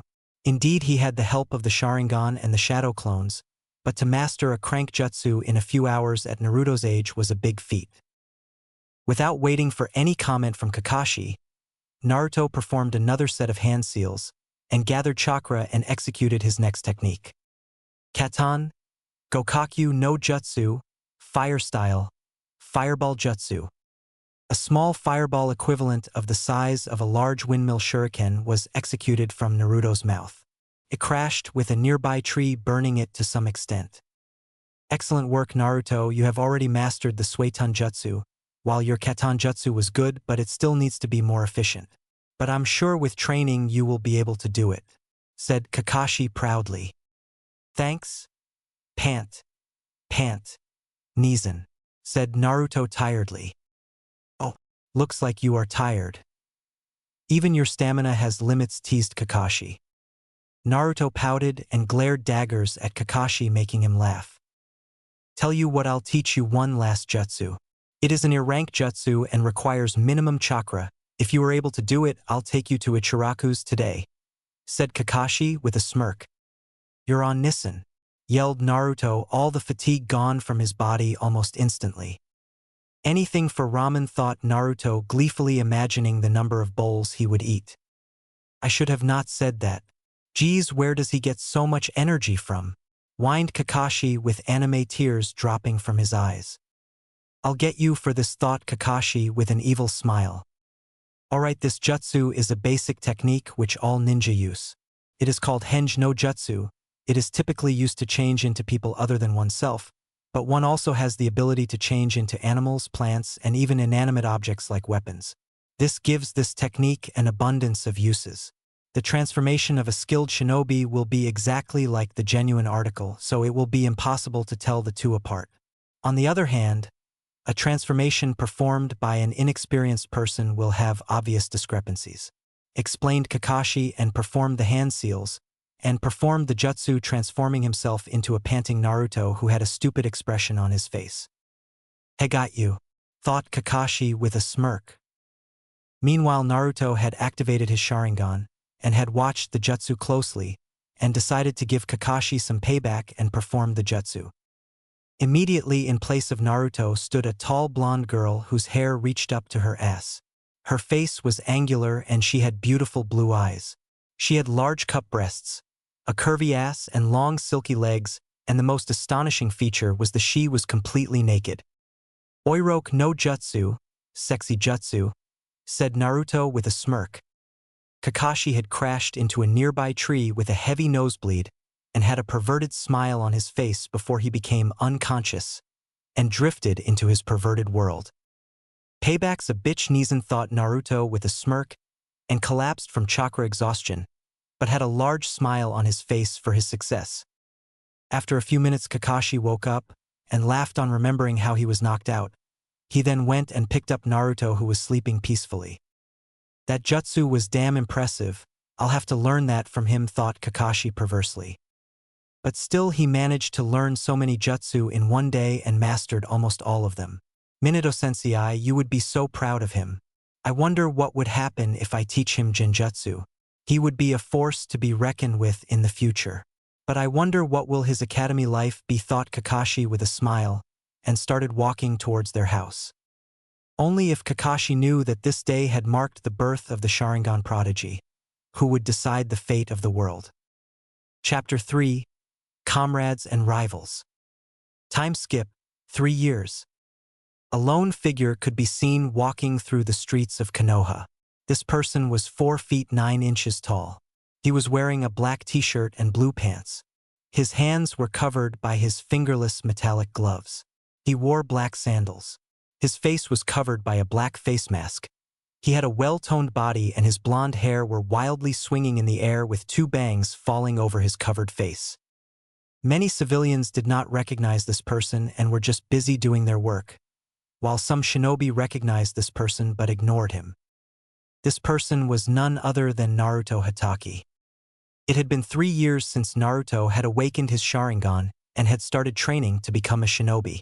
He had joined the ninja academy with his friends 2 years back. His training had been going very well. He had found out that he was a ninjutsu specialist and was quite proficient with it. Kakashi had taught him a few jutsus and was constantly training him whenever he was free from his missions. His most notable achievement in ninjutsu was his mastery over water jutsu. He could learn and perform Suiton, water-based ninjutsu very quickly. He also learnt some jutsu of his other affinities but was unable to learn any earth-based ninjutsu. His Sharingan had fully matured and now had 3 tomos in it. It was during a sparring session with Kakashi that he was able to awaken the final stage of his Sharingan, consisting of 3 tomos in each eye. Kakashi had congratulated him on achieving the final stage of his Sharingan. His taijutsu had improved too. Kakashi had made him use weights in his training. They were not too much, but still he kept on increasing them as time passed. He also taught him some moves of the Uchiha's intercepting fist, which focused mainly on speed and the movement of the opponents. Needless to say, this style suited Naruto much better with his Sharingan. Genjutsu was quite a difficult subject for him. Due to his vast chakra reserves, he had trouble controlling his chakra. Genjutsu required precise chakra control, though Naruto's chakra control had improved greatly, but it was still not good enough for him to learn any genjutsu, but he was able to easily dispel genjutsu due to his Sharingan, which could see through illusions. Naruto's Sharingan was a little different than the ordinary Sharingan. Naruto's Sharingan could cast very effective genjutsu.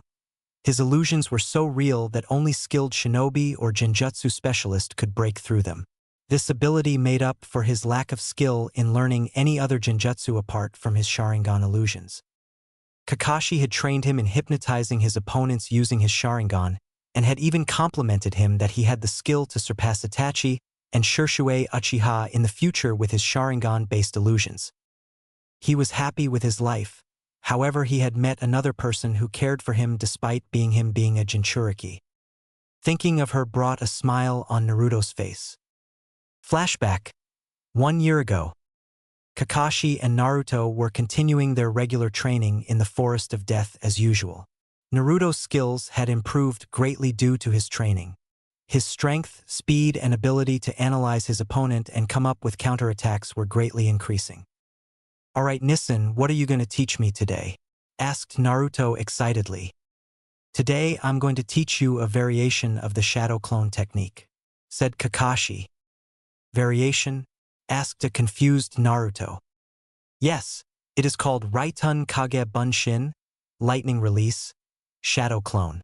It is a type of shadow clone and can also perform techniques like any other shadow clone, but it is made up of lightning. Let me show you what you can do. First, make 2 shadow clones and send them right towards me. Instructed Kakashi. Naruto formed 2 clones and sent them charging towards Kakashi. Kakashi immediately formed a clone which rushed towards Naruto's clones. The first Naruto clone aimed a punch at Kakashi's clone chest, but he easily dodged it and tried to give a kick but was blocked by the second clone who was holding his legs. The first clone then immediately jumped in the air aiming to give a roundhouse kick to the Kakashi clone and finish him off. But before the kick could connect, the Kakashi clone smirked, and before Naruto's clones could even realize what was happening, they were electrocuted as the Kakashi clone burst into lightning, dispelling itself with Naruto's clones. Naruto winced as he got the memories of his destroyed clones while Kakashi chuckled. "Damn Nissan, that was painful," muttered Naruto. Now you see what it does. This technique allows the user to make a shadow clone infused with lightning. Because it is a shadow clone, it is able to perform techniques and interact with the environment due to it having physical substance, and also evenly distributes the user's chakra to each clone. If the clone is injured, it will revert to its natural lightning state, at the same time electrocuting whatever it is touching. Explained Kakashi briefly. If I am fighting an opponent near water source, this jutsu can be very helpful, thought Naruto. Alright, now try to form a clone infused with your lightning chakra, said Kakashi, but was interrupted by Naruto. We've got company, said Naruto sternly. His sensing ability has increased, thought Kakashi, as he could also feel a chakra signature approaching towards their position. Just a few moments later, a young woman jumped in the clearing where Naruto and Kakashi were training. Curious to see who this person was, Naruto turned to look at her. First thing he noticed was that this person was a very beautiful young woman. She wore a brown trench coat, a short dark brown skirt above a fishnet cloth which covered the rest of her body. She had a look of pure mischief in her eyes, and her hair was a shade of purple that really looked great on her. All in all, Naruto had to say he found her very beautiful, and this brought a blush on his face, but thankfully it was hidden behind his face mask. Damn, why am I blushing? I'm not a pervert, thought Naruto. Kakashi, what are you doing here? Asked the woman curiously. Anko, what are you doing here? Asked Kakashi. This is my playground, Kakashikin. Now tell me, what are you doing here? Asked Anko in a very sweet voice which sent shivers down both Naruto and Kakashi. Only Anko can call this a playground, sighed Kakashi. She's exactly as Kakashi Nissan said, thought Naruto, remembering how Kakashi used to talk sometimes about the snake mistress of Konoha, Anko Mitarashi, who was widely known for her sadistic tendencies. Well, I am training my little brother, said Kakashi, and Anko turned and was surprised when she looked at Naruto briefly. What, this brat? He looks like your clone, said Anko carelessly. Naruto's eyebrows twitched on being called a clone, but kept his calm, knowing losing his temper wouldn't end well for him. I am Naruto Hatake. Pleased to meet you, Anko-san, said Naruto respectfully with a short bow. Wait, you're Naruto? What the fuck do you mean that you are Kakashi's brother? Asked Anko a little loudly. Anko knew who Naruto was and what burden he carried. She did not hate the boy like many villagers and even sympathized with Naruto, as she too shared a similar past like Naruto. But then the boy just disappeared, and now he is Kakashi's brother. One thought was going in her mind. What the fuck happened? Thought Anko. Kakashi sighed and explained Anko the entire story about how he adopted Naruto but left out part of his lineage and his Sharingan and his training until now. Well, I didn't expect you to be of the caring type, teased Anko. Did you say something? Asked Kakashi with an amused tone in his voice. Why, you pervert, yelled Anko. Man, that was funny, said Naruto, who was laughing on seeing the interaction between Kakashi and Anko. What was that, shrimp? I bet you don't even know how to hold a kunai, smirked Anko, trying to agitate Naruto. Well, let's find out, shall we? Challenged Naruto. Meanwhile, Anko grinned while Kakashi wasn't sure if it was a good idea. Sure, Naruto was a calm and collected person, but he would never let anyone just insult him like that, and also it would be a good chance to test his skills against someone other than Kakashi. Naruto, I don't think you should challenge Anko like that. She is a jounin like me. said Kakashi sternly, trying to make Naruto understand. Nissen, I know that I am no match for Ankosen right now, but I want to prove it to her that I am not worthless and you trained me well, said Naruto with determination in his voice. Meanwhile, Anko was impressed with Naruto's answer. He not only admitted that he was weaker than her and wanted to fight her for the right reasons. Fine, then don't complain when she breaks your bones, said Kakashi tiredly. Thanks, Nissen, said Naruto gratefully. Brat, since you are honest and not arrogant, let's make a bet, suggested Anko. What's the bet, Ankosen? Asked Naruto. You fight with me, and if you are able to hold against me for even 5 minutes, then I'll teach you something useful, said Anko seriously. That's acceptable, but what happens if you win? Asked Naruto suspiciously. Then you owe me a treat, said Anko with a dreamy look in her eyes, thinking defeating Naruto would just be a piece of cake. Oh please, it isn't what I think it is, thought Kakashi fearfully. May I ask what this treat may be, Ankosen? Asked Naruto. Dango! Yelled Anko, pumping her fists in the air. Shit, what have I gotten myself into? Thought Naruto. Everyone in Konoha knew about Anko's fetish for dango. It was even more than Naruto's love for ramen. I told you, Otutu, well, it's your funeral, thought Kakashi. Alright, the rules are quite simple, you can use anything you want. Ninjutsu, genjutsu, taijutsu, all is fair. The spar will continue for 5 minutes until one gives up or loses. No serious damage is to be done to the opponent, it is a friendly spar, explained Kakashi in a monotone voice. Gee, thanks for that, Robocyclops, said Anko, and even Kakashi was a little irritated by the name given to him. Naruto, come with me for a minute, said Kakashi and walked a little away from Anko. Naruto followed Kakashi, and soon after they were a little distance away from Anko, Kakashi stopped. Naruto, you should not use any shadow clones or your Sharingan in this spar. The Sharingan I need not explain why you are not allowed to use, but for shadow clones I want to see your hand-to-hand combat skills without your clones, and it would be best to keep some of your abilities hidden. The shadow clone is a forbidden technique, and I don't think it will be right to show it to Anko at this time. Do you understand? Asked Kakashi. I understand, Nissen, and I won't let you down, said Naruto confidently. I have no doubt about that, said Kakashi proudly and patted Naruto on the back. Naruto walked up towards Anko and got into his fighting stance. Let's do this, said Anko loudly. She immediately threw a kunai towards Naruto at a very fast speed. Thinking it to be just a simple attack, Naruto just decided to duck from the kunai's attack, but was surprised when Anko appeared before him in an instant and punched him hard in the face, sending him crashing towards a few feet away. Damn, the kunai was just a diversion which she used to distract my attention and sneaked up on me so quickly. She's fast, thought Naruto, wiping some blood coming from his nose. Had enough, Gaki, teased Anko. I am just getting started, said Naruto with an evil smile. Ha, he's got no skills and he's cocky, thought Anko overconfidently. She then rushed towards Naruto, intending to finish the spar, and attempted to send a right cross into his cheek. What happened next caught her completely by surprise. Naruto ducked her punch and twisted her body, swatting her punch up and away. He then gave a strong punch to her torso. Anko suffered quite a painful blow and coughed up some blood. Yet before she could even process that, he drove his palm into her chin, knocking her to the ground with a spray of blood coming out of her mouth as her teeth cut into her own tongue. Interesting, he seems to be able to read her moves to some extent even without the Sharingan, thought Kakashi with a little pride. Why you'll pay for that, brat, said Anko and spat some blood out of her mouth. She then went through hand signs quickly and executed her jutsu. Katan, Gokakyu no Jutsu, Fire Style, Fireball Jutsu. Anko gathered a large amount of chakra and executed a large fireball towards Naruto. The fireball was enormous in size, and its flames were very hot and were burning everything in its way, and was speedily rushing towards Naruto, who had started performing his own hand signs with great speed. Suetun, Suijin Hiki, Water Release, Water Encampment Wall. A giant wall of water surrounded Naruto from all sides and impacted with the fireball with equal force.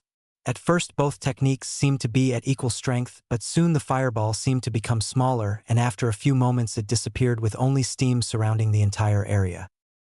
Damn, what is this kid? He created water from nothing. There isn't even a water source nearby. How the hell could he do that? Thought Anko in amazement. She then quickly disappeared from Naruto's view with the intent of forming a new strategy. Meanwhile, Naruto was searching for Anko and was trying to locate her chakra through his sensor ability, and after a few moments he found her chakra coming from a nearby tree. Got you, thought Naruto, and rushed towards Anko's position. He then immediately attacked Anko and attempted to kick Anko's feet, trying to make her lose balance, but she jumped upwards in the air and attempted to give him a strong kick on his head, but he was able to dodge at the last moment. They then engaged in a fierce battle of taijutsu, trading kicks and punches with each other. It was mostly Anko attacking and Naruto dodging her attacks with good speed. Damn, her taijutsu is impressive and she hits damn hard, thought Naruto, noticing some bruises over his body. This kid is something else, though I am not going all out, but still he is strong, thought Anko. Naruto decided that he was no match for Anko in taijutsu, so he decided to go with his strength, which was ninjutsu. He then performed a quick set of hand signs. Futon de Tapa, Wind Release, Great Breakthrough Jutsu. What? Thought a shocked Anko, but before she could evade the attack, a large gust of wind collided with her and sent her crashing into a nearby tree, where she crashed with a loud thud. Deciding not to give Anko any more time, Naruto performed another set of hand signs and gathered a large amount of chakra in his lungs. Katan, Gokakyu no Jutsu, Fire Style, Fireball Jutsu. A large fireball rushed towards Anko and engulfed her in flames and burned everything surrounding her position to ashes. Maybe I overdid it a little, thought Naruto tiredly, but just as he was able to call Kakashi, he heard something from behind his position. Sanaijishu, Hidden Shadow Snake Hands. Before Naruto could even blink, his entire body was entangled by a group of snakes, and he crashed on the ground with the snakes holding him tightly on the spot. He looked back at where his fireball had hit, only to see a burnt wooden log in his place. Damn, a substitution. You idiot, thought Naruto angrily. He looked back to see Anko standing behind him with a smirk on her face. Although her clothes were burnt badly, while there were some light bruises on her hands and knees indicating that she barely avoided the attack. Impressive, Gaki.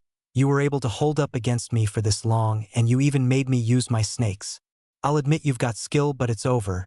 If you move, my snakes will love to get a bite from you, and they are very poisonous, said Anko in a very sickly sweet voice.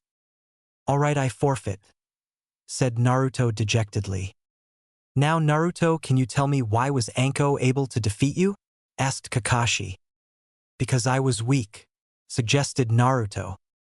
It was quite the opposite. You were indeed strong, but Anko had one thing which you do not have right now, said Kakashi, gaining a puzzled look from Naruto. That's experience, Gaki. I have fought with many shinobi during my career, and as a result I was able to estimate your strategy, your fighting skills, and was able to counter it. No matter how much a person trains, he still needs to have real experience, and that comes from missions. Don't worry, you'll improve, said Anko. But I still lost, said Naruto tiredly, as he still was unable to accept his defeat. Don't be so down, you performed quite impressive for someone your age.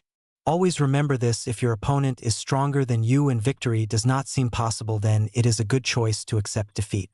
Do not let your pride get in your way. It has led to the downfall of many shinobi. Sometimes to win you must lose, explained Anko, and removed her snakes and offered her hand to Naruto to make him stand, which he gratefully accepted. That was indeed a good spar.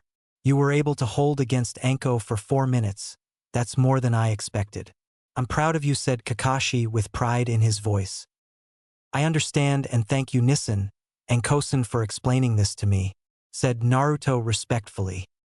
Now, Kakashi, how does he know such jutsus, and what the hell did you teach this boy? Don't you think he is too young to learn this much at his age?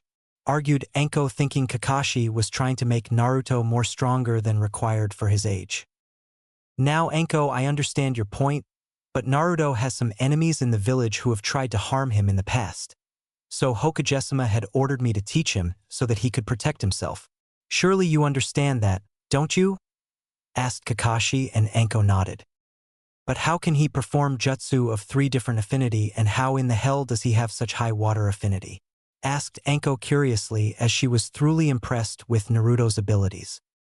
Kakashi then explained Naruto having 4 affinities and the training he has gone through till now. Anko whistled on hearing this. You are indeed interesting, Gaki. Well, as you performed so well and are not arrogant about your ability, I'll teach you a thing or two, said Anko, shocking both Kakashi and Anko. Kakashi was shocked because Anko was never interested in teaching anything to anyone. After Orochimaru left the village and betrayed Anko, she shut herself down and never trusted anyone else before except from her best friend. Kakashi was also a friend of Anko and knew of her pain, and for her to be willing to teach Naruto was quite astonishing. But I lost the bet. Why do you want to teach me? Asked a confused Naruto. Well, you and I are a lot alike and you have got talent, so I just think I'll teach you a thing or two. But you owe me a lot of dango for this, and stop calling me Anko-san. I am not a person for much honorifics, said Anko with a genuine smile. In truth, she cared for Naruto but was just unable to express it, and so this was her chance and she decided to take it. Thanks, Anko-kan, said Naruto with a true smile. Anko-kan, huh? You have good taste, Gaki. I might even like you, Naruto-kun, teased Anko while whispering in Naruto's ear, getting a light blush on Naruto's face, as Anko sure was beautiful and her ways of seduction were quite impressive. Meanwhile, Kakashi was giggling on seeing the entire scene between Anko and Naruto, but in truth he knew that Anko was just teasing Naruto. Now you do owe me some dango, don't you? Asked Anko menacingly with a dark aura in her voice, and Naruto nodded immediately. Of course, Anko-kan. Kakashi-san would like to come with us? Asked Naruto pleadingly, hoping Kakashi would come to pay for Anko's huge dango bill. Oh, you are not getting me this time, Naruto thought Kakashi mischievously. Sorry, Otutu. I have got some work with Hokage-sama. See you later, said Kakashi and disappeared in a puff of smoke before Naruto could retort. Naruto turned around to find Anko impatiently tapping her feet on the ground. Damn you, Nissen. You cheeky bastard, thought Naruto with anime tears dropping from his eyes on losing his precious pocket money. Flashback end. Needless to say, Naruto got along very well with Anko. She was able to get him to open up and not remain secluded from others. She was like his elder sister who always guided him. Even Kakashi and Anko became better friends. At first, Naruto thought that Anko was a hard person who just didn't care about anything, but after he came to know about Anko's life, he found one person to whom he could somewhat relate to, a person who could somewhat understand him. She also introduced him to some food other than ramen. He once criticized that dango was not better than ramen, and let's just say it didn't end well for him. Anko was true to her words and decided to give some training in taijutsu to Naruto. She was training him with some moves of the Hibi style, which she was quite adept with. Under Anko's guidance, Naruto found out that his taijutsu needed a lot of work, and he had not paid equal attention to taijutsu as he did with ninjutsu and jinjutsu. So for the majority of the past year, he trained with Anko and was still training with her to improve his taijutsu. Kakashi also occasionally trained him in ninjutsu, but the main focus was on taijutsu. Anko's training regime was brutal to say in the least, and every day Naruto would end up bruised and battered from wounds from sparring with Anko, but it was a great experience and he was learning something very useful, so he didn't mind much. He still hadn't told Anko about his Sharingan. It was not that he didn't trust her. Instead, she was a precious person to him, but he still didn't know if telling her the truth would change her views about him. Kakashi had advised him to wait for the right time and then explain it to her. Naruto was so engrossed in his thoughts that he didn't notice that he had arrived at the academy and was already a few minutes late for his class. He went towards his class and knocked on the door. "Come in," said a voice from inside the class. Naruto entered the class and found his teacher Irika Umino staring at him. Irika was a man of average height and build. He had black hair which he kept tied in a ponytail. He had dark eyes and a scar that ran across the bridge of his nose. He wore the standard Konoha Chunin vest with a headband wrapped around his forehead. Irika was a very kind-hearted man who cared for all of his students. At first he was indifferent towards Naruto, but with passage of time he came to realize that Naruto was not the fox. Instead, he was a very kind-hearted boy who loved his friends. After that, he opened up to Naruto, and now they were good friends or siblings, if one could say. "Naruto, why are you late by 20 minutes?" asked Iruka sternly. Even though Naruto was special to him, he never showed favoritism to any one student. "Sorry, Iruka-sensei. I was training yesterday and got very tired, so I was not able to arrive on time in class." "It won't happen again," said Naruto honestly.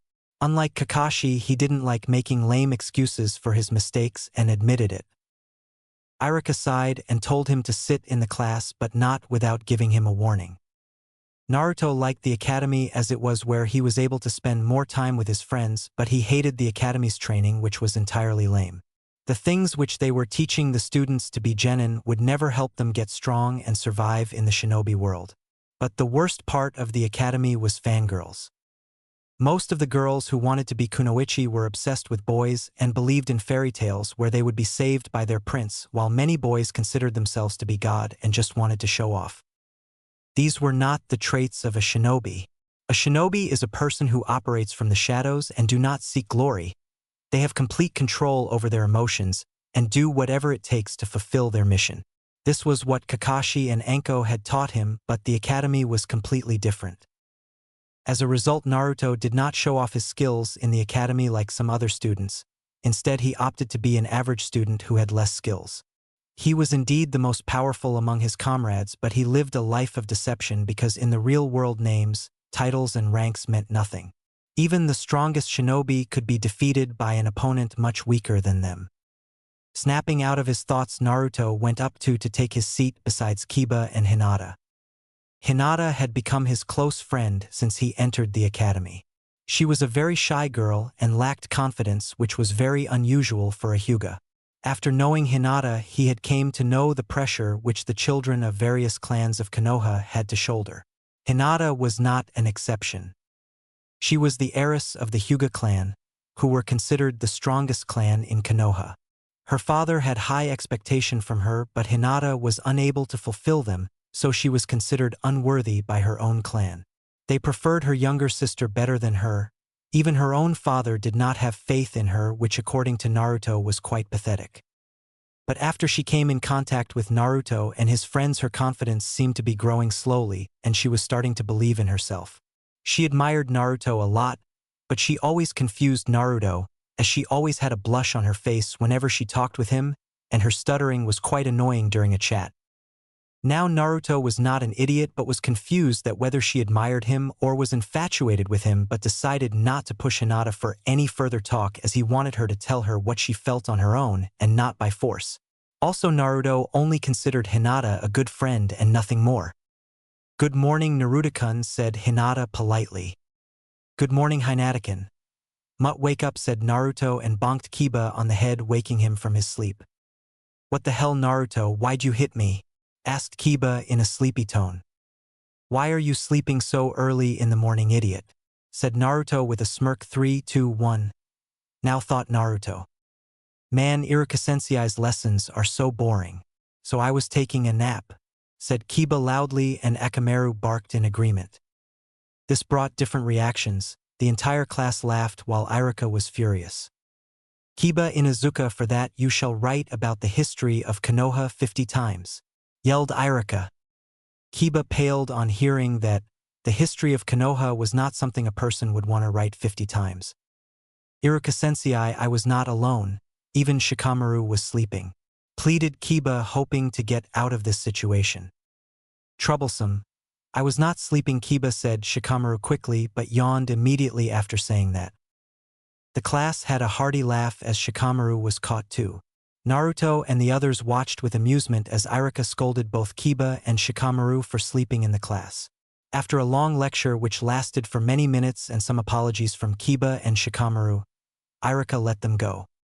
Iruka took a few deep breaths to calm himself down in order to continue teaching the students. "All right, now we shall," said Iruka, but was stopped in his speech as the bell rang signaling the end of the class. Shikamaru understood that it was Naruto's plan to distract Iruka and wait for the class to end to escape from the boring lesson. "You planned this, didn't you?" asked Shikamaru sharply. "I don't know what you are talking about," Shika said Naruto slyly. What are you talking about, Shikamaru? Asked Chuji curiously. Even Shino, Kiba, and Hinata were intrigued. Shikamaru then explained what Naruto had done. Naruto-kun, that was mean, said Hinata, but still had a slight smile on her face. You tricked me, yelled Kiba. I try my best, said Naruto with a smirk. Troublesome blonde, said Shikamaru, but was bonked on the head courtesy of a pissed Ino. What was that, Shika? Asked Ino menacingly. Troublesome, muttered Shikamaru. Thanks, Ino, nice hit, said Naruto laughingly. You bet, Naruto, said Ino, and exchanged a high five with him. Ino was also one of Naruto's best friends, and he liked her a lot. Her loud personality and brash attitude were quite interesting. However, they still had some differences.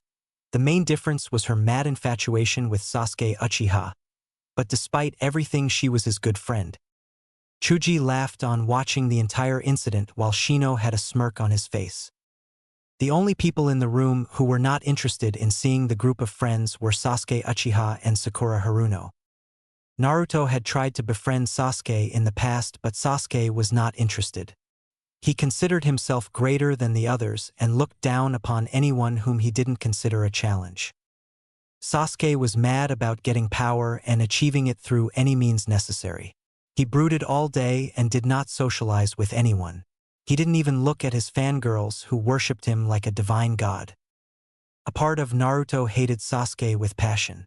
Sasuke was the golden boy of the village. Almost all the villagers practically worshipped him just because he was the last of his clan, which in fact was not entirely true. But still, even after being shown so much care and affection, Sasuke berated others whom he did not consider worthy of his time. This seemed to make Naruto hate Sasuke more. All in all, Sasuke was a stuck-up prick who considered himself greater than the others just because he was an Uchiha. Naruto tried to talk to Sasuke sometimes, but after a few tries gave up on him as he was a lost cause. Sakura, on the other hand, was just book smart but was probably the greatest fangirl of Sasuke. She practically worshipped the ground on which Sasuke walked, and berated others and praised Sasuke for almost everything. Due to this, Naruto stayed away from Sakura as she was annoying. Even Ino's fangirl tendencies paled in comparison to Sakura. Sure, Ino was mad about Sasuke, but she did not berate other people as much as Sakura, and she never berated Naruto or any of her own friends. So according to Naruto, Sakura was just an annoying girl who practically had no skills as a ninja and was not fit to be a shinobi. The rest of the day passed with the group of friends undertaking the kunai and shuriken tests meant to test their accuracy with weapons. Kiba was able to hit 8 out of 10 kunai targets, while Shino hit 7 targets.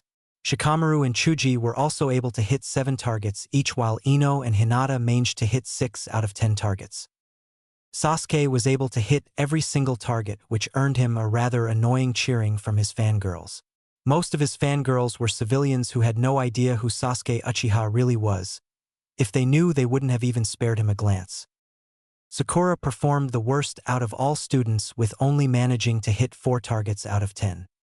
When it was Naruto's turn, he decided to hold back his true skills. In truth, he could hit each and every target, but that would mean showing off his ability, and a shinobi should never show his cards until necessary, and showing off in front of a bunch of academy students was not Naruto's style. So he only hit 8 targets out of the 10 kunai targets. Alright class, now we are going to have a taijutsu spar between students. The spar will continue until one opponent gives up or is knocked out. Any questions? Asked Irika, but no questions were asked. The first few matches were between a bunch of civilian kids, and as such it was more like street fighting. Kiba and Shino had to face each other. At first they appeared to be even, but slowly within a few minutes of fighting, Shino started to get tired and Kiba slipped into his defense and knocked him out, and which led to him winning the match. Ino sparred with a civilian boy and was able to defeat him easily. The match between Shikamaru and Chuji was quite amusing. Everyone was expecting a good fight between the two best friends, but were disappointed when Shikamaru just gave up, saying it was too troublesome to defeat Chuji, which earned him a beating from Ino and a long lecture from Irika. Alright, next match is between Hinata Hyuga and Haruno Sakura, announced Irika. After hearing the announcement, Sakura seemed to be confident while Hinata looked nervous. Huh. This is my chance to prove myself to Sajukan, thought Sakura with a dreamy look in her eyes. Meanwhile, Hinata was not all that confident. Seeing her worried face, Naruto went towards her and put a hand on her shoulder. "You can do this, Hinatakin, I believe in you," said Naruto with a smile. Hinata's eyes widened on hearing that. The boy she admired believed in him. "I won't let Naruto-kun down. I will win this fight," thought Hinata with determination. "Go, Hinata. Kick forehead's ass," yelled Ino, while the others gave Hinata a thumbs up while Shino gave her a brief nod of encouragement. Seeing all her friends' faith in her brought tears in Hinata's eyes. She got the thing she wanted in her life most: recognition and to be acknowledged. These were her true friends, and she won't let their trust go in vain. Iruka signaled the start of the match. Sakura rushed towards Hinata blindly and attempted to give a kick at Hinata's face. Hinata easily caught Sakura's leg and with a quick motion gave a punch to Sakura's chest. And then she quickly gave a leg sweep to Sakura's right leg, making her lose balance and fall on the ground. She then gave a quick series of gentle fist punches and sealed a majority of Sakura's tenketsu. The entire crowd of students were shocked on seeing Hinata's fierce battle. Every time Hinata had a spar with someone, she would lack confidence and would make a mistake and lose easily. But this time she was fighting as if she was a true shinobi. Naruto smiled on seeing Hinata's fight. He knew Hinata wanted to be acknowledged and for people to believe in her, and who be better than her friends, so he just did what was best for his friend and the others did the same. Sakura found herself in a new world of pain. She had expected to win against Hinata as she considered her weak, but was surprised when she was defeated so easily and was beaten mercilessly by a girl who everyone thought as weak. "Sakura-san, I have sealed of your tenketsu. I would advise you to quit as you are unable to fight," said Hinata with a polite yet stern tone in her voice. Sakura dejectedly accepted her defeat and went back towards her place while limping all the way. "You did great, Hinata-kun," said Naruto, but was surprised when he was enveloped in a tight hug by Hinata. "Thank you for believing in me, Naruto-kun." "Thank you, everyone," said Hinata happily. "Way to go, Hinata," yelled Kiba with Akamaru barking in agreement. All the others congratulated Hinata, with Ino being the loudest person to praise her for defeating Sakura. Iruka smiled on seeing the entire interaction between his students. "Seems I was wrong about you, Naruto. Hokage-sama was right, the will of fire burns brightly in all of you," thought Iruka proudly. "Alright, today's last match is between Naruto Hatake and Sasuke Uchiha," announced Iruka. The entire crowd went silent but soon erupted into a cheering for Sasuke, the most coming from Sakura. "Oi, Naruto, kick that team's ass," said Kiba. "Good luck, Naruto-kun," said Hinata with a warm smile. "Troublesome. I know you'll win," said Shikamaru while Chuji and Shino nodded. "Naruto. Good luck, but please don't hurt Sasuke-kun," said Ino in a low voice so that no one else could hear. "I understand, Ina-kan, and thank you," said Naruto with a kind smile. Ino blinked in surprise on hearing being called Chan and got a blush on her face. "Well, he's not that bad," thought Ino with a blush. Naruto and Sasuke stood in front of each other waiting for Iruka's signal to start the spar. Naruto seemed to be stoic as ever, his emotions being hidden behind his mask, while Sasuke seemed to be confident of himself. Iruka gave the signal indicating the start of the spar, but even after a few moments Naruto hadn't moved from his position and was standing with his hands in his pockets as if he was mocking Sasuke. "What's the matter, Dobe? You scared of facing me?" asked Sasuke in a mocking tone. Naruto gave no reaction and stood stoically in front of Sasuke. Kakashi had taught him that the best way to win a fight was to make sure your opponent gets distracted. Naruto knew about Sasuke. He knew Sasuke was strong, but his arrogance was his weakest point, and by playing with his ego he was making sure that Sasuke loses his cool. With the spectators. "Shika, why is Naruto just standing there?" asked Ino in confusion. "Psychological warfare," stated Shikamaru. "What?" asked Ino even more confusedly. All the others were also interested in hearing Shikamaru's answer. "Troublesome blondes. Naruto likes to play with his opponent's emotions rather than charge in head-on. I noticed this while we played shogi," said Shikamaru. As if he could defeat my Sasuke-kin with such cheap trick, screeched Sakura. Everyone winced on hearing her voice. Even Ino, who was fond of Sasuke, was annoyed by Sakura's madness. But do you think Naruto would be able to defeat Sasuke? Asked Chuji. Naruto is a way more powerful than he lets on, said Shino for the first time. How so? Asked Kiba. You'll see, besides it's too troublesome to explain, said Shikamaru. Lazy-ass Naras, thought everyone at the same time. With Naruto. Naruto was waiting for Sasuke to start his attack. Meanwhile, Sasuke was getting impatient with Naruto's non-responsiveness and decided to provoke him a little. Looks like your loser friends were wrong to trust a dope like you, mocked Sasuke, and the reaction he got from Naruto satisfied him. Naruto's eyes hardened on hearing that. He could tolerate his insult to some extent, but no one ever insults his friends and walks away with it. I wanted to hold back Sasuke, but you leave me no choice, thought Naruto. Before anyone could even blink, Naruto rushed towards Sasuke at tremendous speed and slammed his fist in Sasuke's gut. Sasuke felt the air knocked out of his lungs. He wasn't even able to see Naruto's moves. Naruto then gave a harsh kick to Sasuke's face and sent him flying few feet back. All the people watching the fight were stunned to see the best student in the class being beaten like a dog, and it seemed that Naruto wasn't even trying. Naruto-baka, stop trying to cheat and hurt Sasuke-kin, screeched Sakura in Sasuke's favor. Everybody just wondered how stupid could she be. Kill her. Make her feel pain, said a voice inside Naruto's mind, shocking him. Naruto realized that it must have been the Kyuubi, but now was not the time to think about it. Sakura, shut up, you're annoying, said Naruto in an icy tone, sending shivers up everyone watching the fight. Sakura was frozen with fear as Naruto's cold blue eyes looked at her. His small killing intent was making things worse for her. Is this your power, Naruto? Thought all his friends and Irika in unison. Don't forget about me, yelled Sasuke angrily and attempted to send a right hook towards Naruto. With great speed, Naruto sidestepped from Sasuke's attack. He then grabbed Sasuke's arm and twisted it, making Sasuke wince in pain. Looks like Anko's training paid off, thought Naruto with a smirk. Shinobi Rule 25. A ninja must always keep his emotions in check. If emotions are not controlled, they will lead to your downfall, Sasuke, said Naruto mockingly with a mild laugh. Sasuke yanked his arm away from Naruto. He then tried to give a leg sweep to Naruto, but Naruto back flipped away gracefully. Why do you hesitate? You're pathetic, said the voice again from Naruto's mind. Shut up, you damn fox, yelled Naruto in his mind. Sasuke and Naruto then engaged with each other in fierce taijutsu battle for the next few minutes. Sasuke was giving everything he got, but Naruto was just avoiding his attacks like a snake. It was as if he had no bones in his body.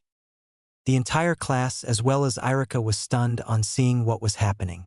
The best student in the class, who was considered a prodigy of his generation, was being demolished by Naruto. You're weak. Doesn't he make your blood boil? Answer me, yelled the voice again.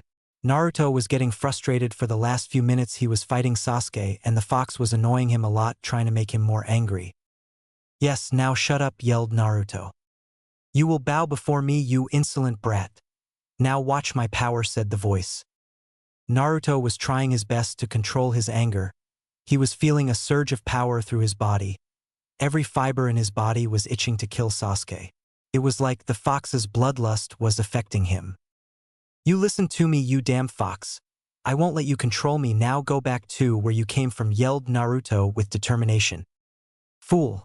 Soon, very soon you will fall, said the voice with malice in its voice.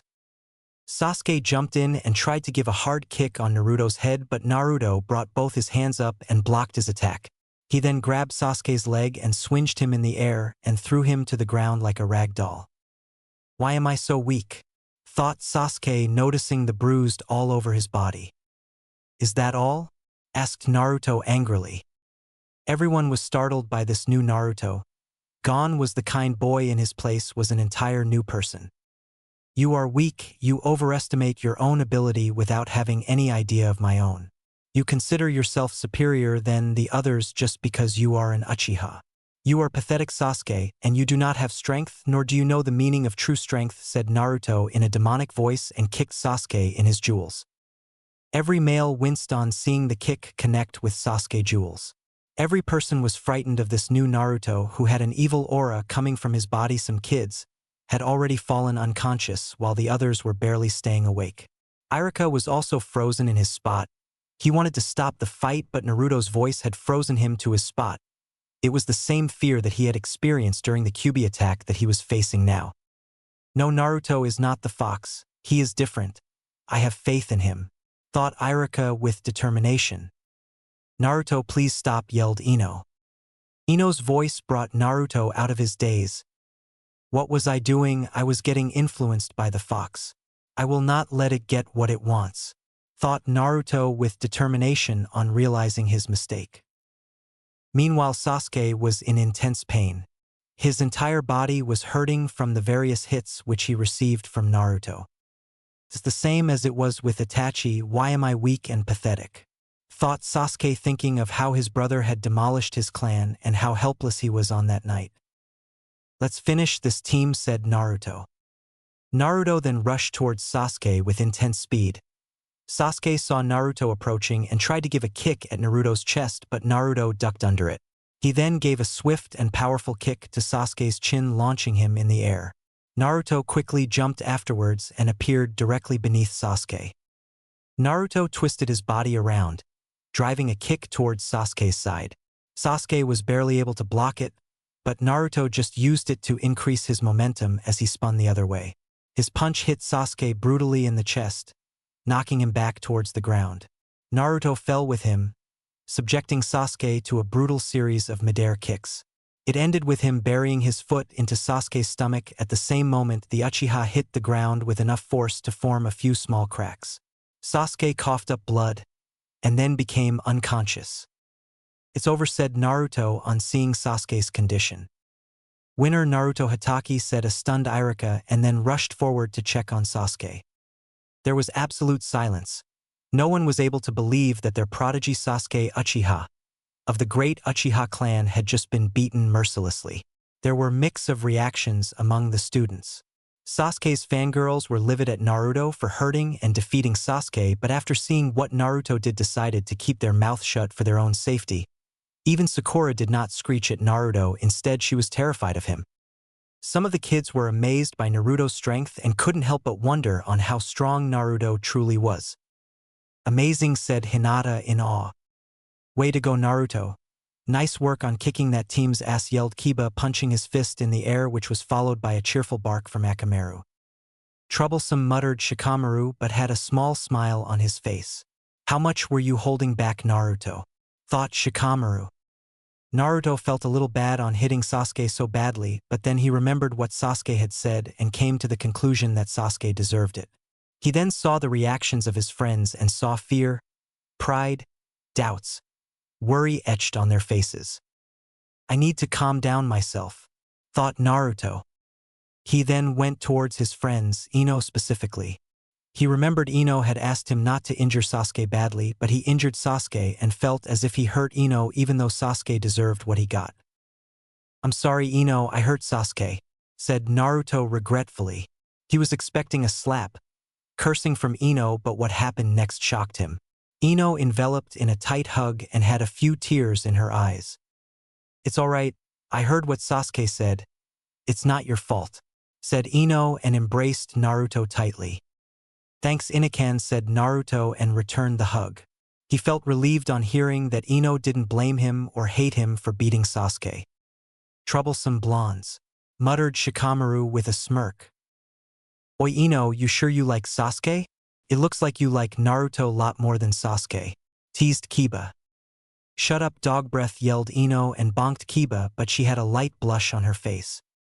Naruto, you performed well, said Shino, and Naruto nodded. Guys, thank you for having faith in me. Now I have some work to do, I'll see you guys later, said Naruto and immediately ran off without waiting for any reply from his friends. I need to talk to Kakashina-san and Gigi, thought Naruto, and rushed towards the Hokage Tower. Everyone just wondered what Naruto really was. He was an enigma to them. At one moment he's a kind and caring person, and the other moment he was a ruthless person who destroyed his enemies. One thing was made clear, that Naruto was not what he seemed and was a lot more powerful than he showed. And there was something dark in Naruto. Chapter 4, The Meeting. Hiruzen Sarutobi had been through many things in his life. He was a veteran of 3 shinobi world wars, fought with the Kyuubi, guided his village as Hokage, passed on the will of fire to the future generations, but not in his entire life he had heard of the Kyuubi, the strongest Biju in the world, the beast who almost destroyed Konoha trying to talk with its Jinchuriki. The first Jinchuriki of the Kyuubi, Mito Uzumaki, never mentioned of having any interaction with the 9-tailed fox. Nor did Mito's niece Kushina Uzumaki had any type of contact with the 9-tailed demon fox during her life. But here was Mito's great-grandnephew and Kushina's son telling him that the Kyuubi tried to talk to him and influence him. This boy is going to be the end of me someday, thought Hiruzen tiredly. So let me get this straight, the Kyuubi was telling you to kill Sakura and Sasuke?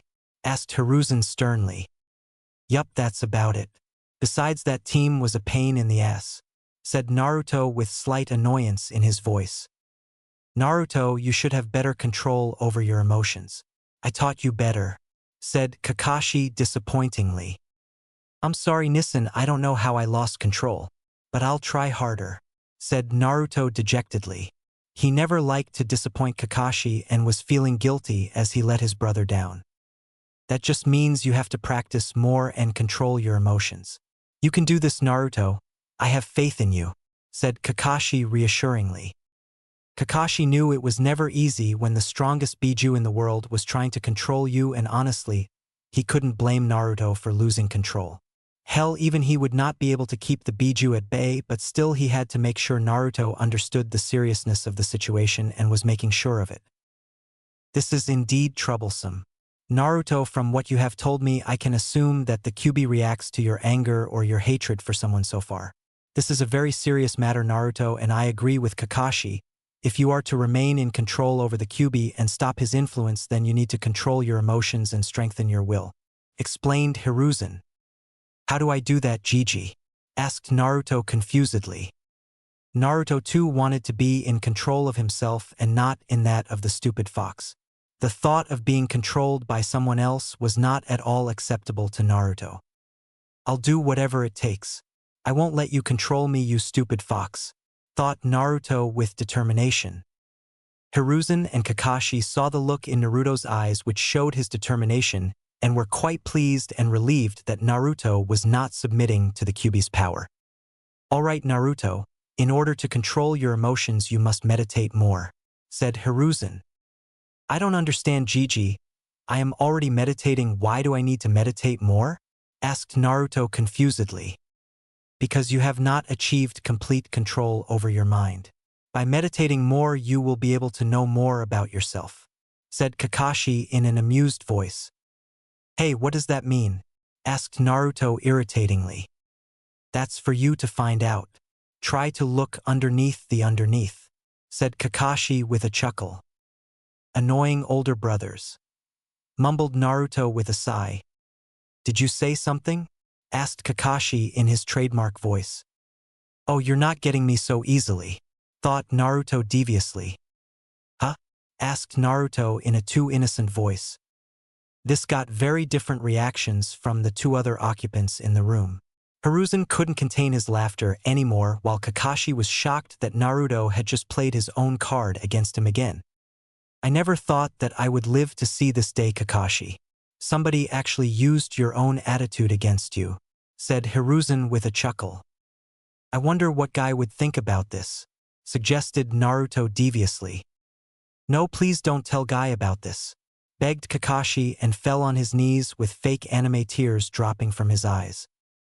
Only on one condition, said Naruto with a smirk. Anything, yelled Kakashi immediately. Is this really Kakashi? Thought Hiruzen with a sweat drop. You have to teach me Kenjutsu and Fuinjutsu. Also, you have to give me your new copy of Ika Ika, said Naruto with a smirk. What? Why do you want to learn Kenjutsu and Fuinjutsu?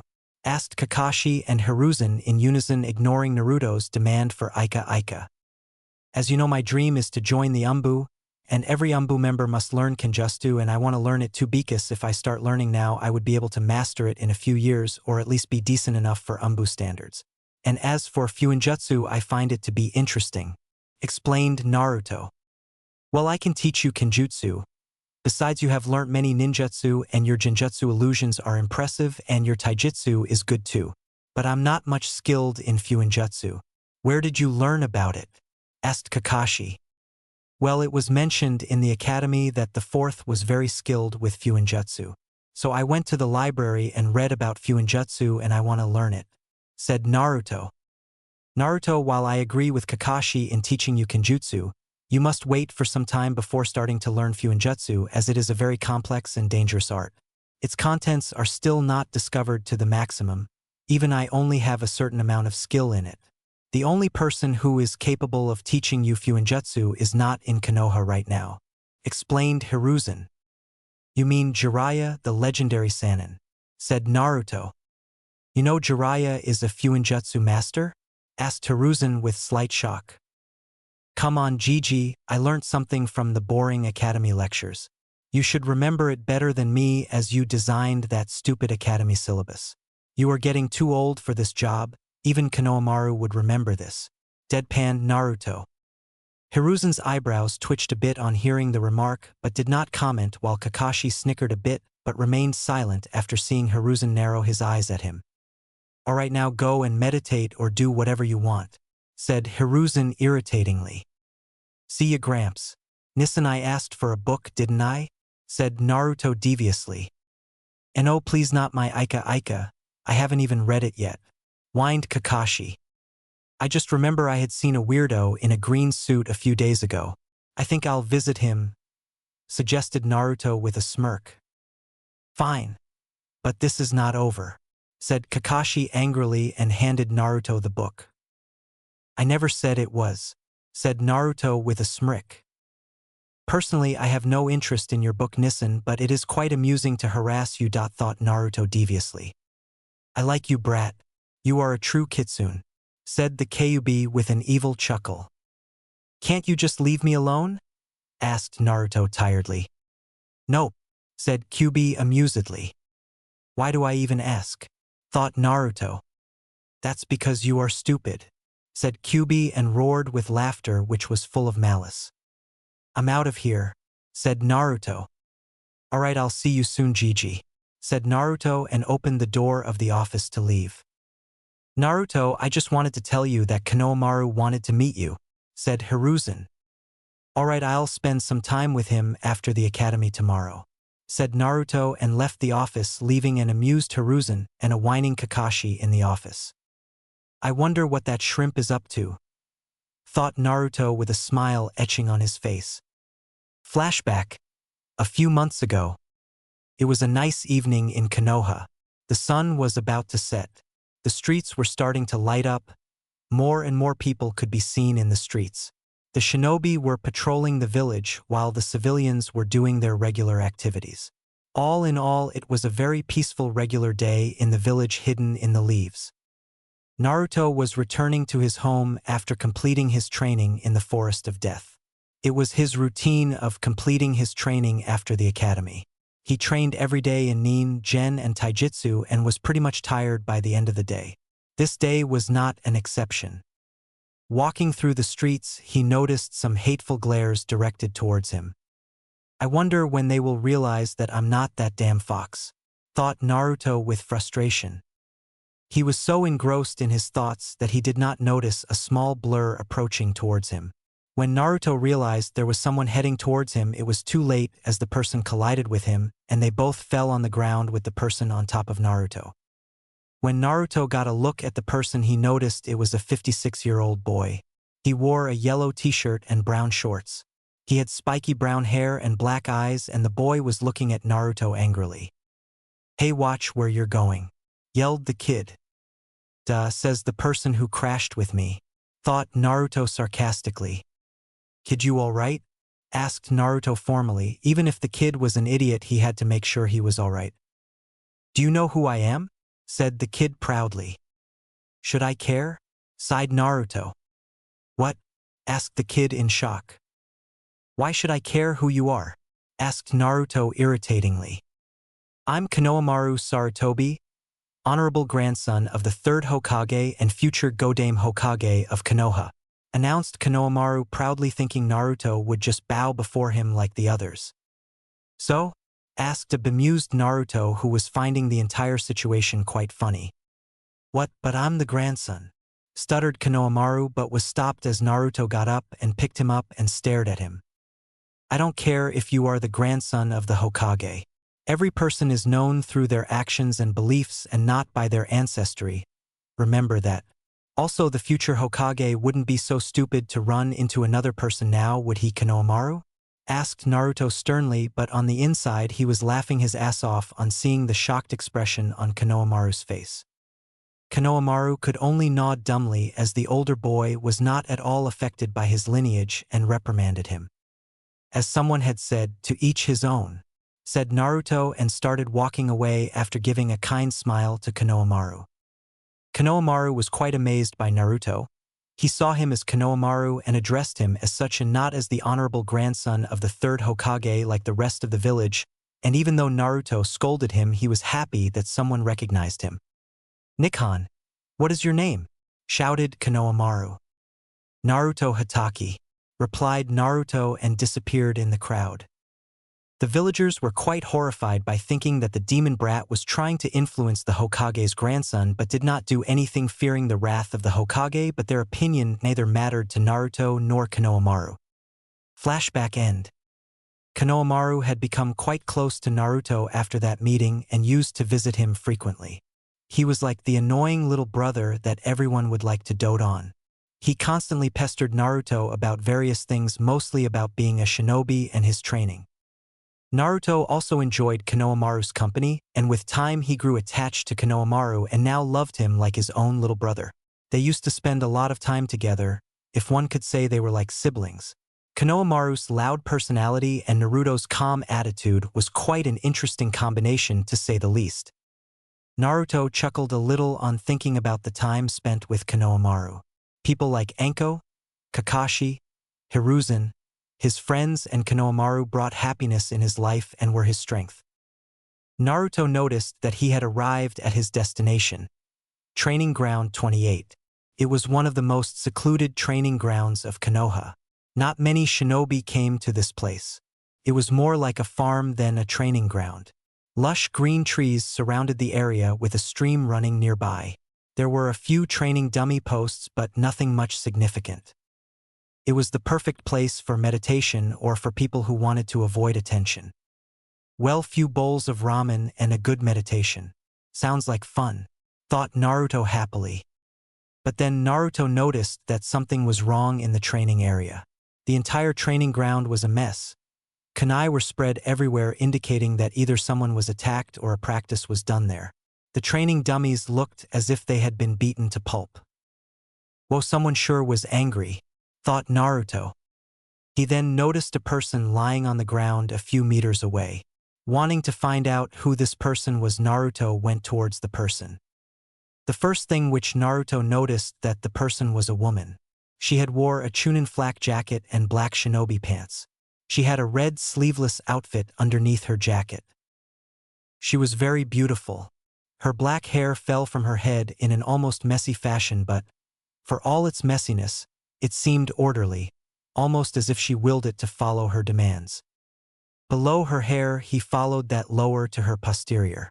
Now, Naruto was not perverted like many people assumed because of his sexy jutsu. As such, he was surprised when a bit of blood leaked from his nose when he looked at the woman's sexy ass. His eyes continued their downward journey to see some of the most sexy legs he had ever laid witness to. He could see that this woman's legs were shaped with muscles. Nothing too drastic, but enough to prove that she worked out enough to keep her body fit. Her feet covered in sandals just like his own. She wears makeup consisting of red lipstick and purple eyeshadow. All in all, she looked like an angel. But there were also many things that were wrong. First of all, there was blood coming out of her fists. Her outfit was completely messed up with some cuts on various places. Her face had a tired expression, and the dark circles around her eyes indicated that either she must have been deprived of sleep or was crying. Naruto assumed that it was the latter, as her make was quite messed up, suggesting she must have been crying. Looking at the destroyed training dummies made all things clear that this woman must have destroyed them, and quite brutally. He then decided to help the woman. Well, I can't just leave her like this. Man, I wish I knew some medical ninjutsu, thought Naruto. He then stopped the bleeding from her knuckles with some bandages. He could not do anything about the bruises as he was not a medic, but still he checked her and found her vital signs to be stable. He then picked the woman and placed her in shade of a tree and went to bring some water for her from the nearby stream. After bringing some water for the woman, he sat beside her and started his meditation, deciding to wait for the woman to wake up, as she definitely looked tired and distressed. Kakashi had once told him to not disturb women in their sleep. Naruto didn't listen to his advice and had once waked up Anko from her beauty sleep. He spent the rest of the day coiled up with snakes in Anko's little apartment. Damn, women are scary when they are pissed. No wonder Shikamaru says they are troublesome, thought Naruto with fear as he remembered the incident. He then started his meditation. Everything seemed to be much more peaceful around him. He could feel the cool air rubbing against his body, the peace provided by nature. He was now able to understand what Kakashi meant and was grateful to Hiruzen and Kakashi for that. Everything was going fine when suddenly he felt himself being dragged into his mindscape. Naruto found himself standing in front of a large sewer. The entire area was flooded with water, but the strange thing was the air leaked of killing intent. It was as if the entire air was full of feelings of malice and hatred. The walls surrounding the sewer were very dull. There were large gates in front of Naruto with a seal on it. All in all, it was a very depressing place. Looking behind the bars, he found himself being watched by a pair of blood-red eyes which seemed to look at him with pure hatred. He saw that these eyes belonged to a giant fox which was a few 100 feet tall and had 9 tails swinging wildly in the air. Recognizing who this person was, Naruto could just sigh. Why can't he just leave me alone for some time? Thought Naruto with frustration. The Kyuubi was sometimes as annoying as Sakura. The fox seemed to realize Naruto's boredom and took it as an insult, and soon 5 giant claws seemed to be coming out of the cage and heading towards Naruto, aiming to tear him off. Realizing the danger he was in, Naruto immediately jumped a few feet away and activated his Sharingan. Is that how you greet the person who has carried your sorry ass for 10 years? Said Naruto bemusedly. Shut up, you idiot. I am the Kyuubi no Kitsune, the strongest Biju in the world, roared Kyuubi angrily. And yet you are sealed in a puny little human like a slave, retorted Naruto amusingly, and started laughing loudly on seeing Kyuubi growl further and trying to kill him with his claws, but the seal seemed to stop it. The seal seems to be one of the most strongest seals if it is capable of stopping even Kyuubi, thought Naruto in amazement. If not for your bastard Yondaime and this seal, I would have killed you, ripped you apart, and enjoyed hearing your screams till eternity, chuckled Kyuubi maliciously. You can try, said Naruto with a smirk. If this wasn't enough, you have those damned eyes, muttered Kyuubi, which went unnoticed by Naruto. What did you say? Asked Naruto suspiciously. Why the fuck should I tell you? Retorted Kyuubi bemusedly and laughed on seeing Naruto's eyes twitching a little. Listen, Kyuubi, you and I both didn't want this.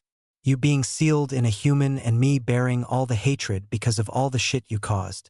I don't know why you attacked the hidden leaf, and personally I don't care, said Naruto tiredly.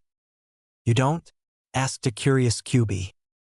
There are few reasons. First, some people deserved it, said Naruto a little angrily. Oh, is that so? Said Kyuubi with a devious chuckle. I like you, brat, thought Kyuubi proudly. But not all the people deserved your wrath, and second, you won't tell me even if I asked you, explained Naruto. You are smarter than you look, said Kyuubi. Hey, shut up, you fuzzball, yelled Naruto a little childishly. Both Kyuubi and Naruto stared at each other for a few moments angrily.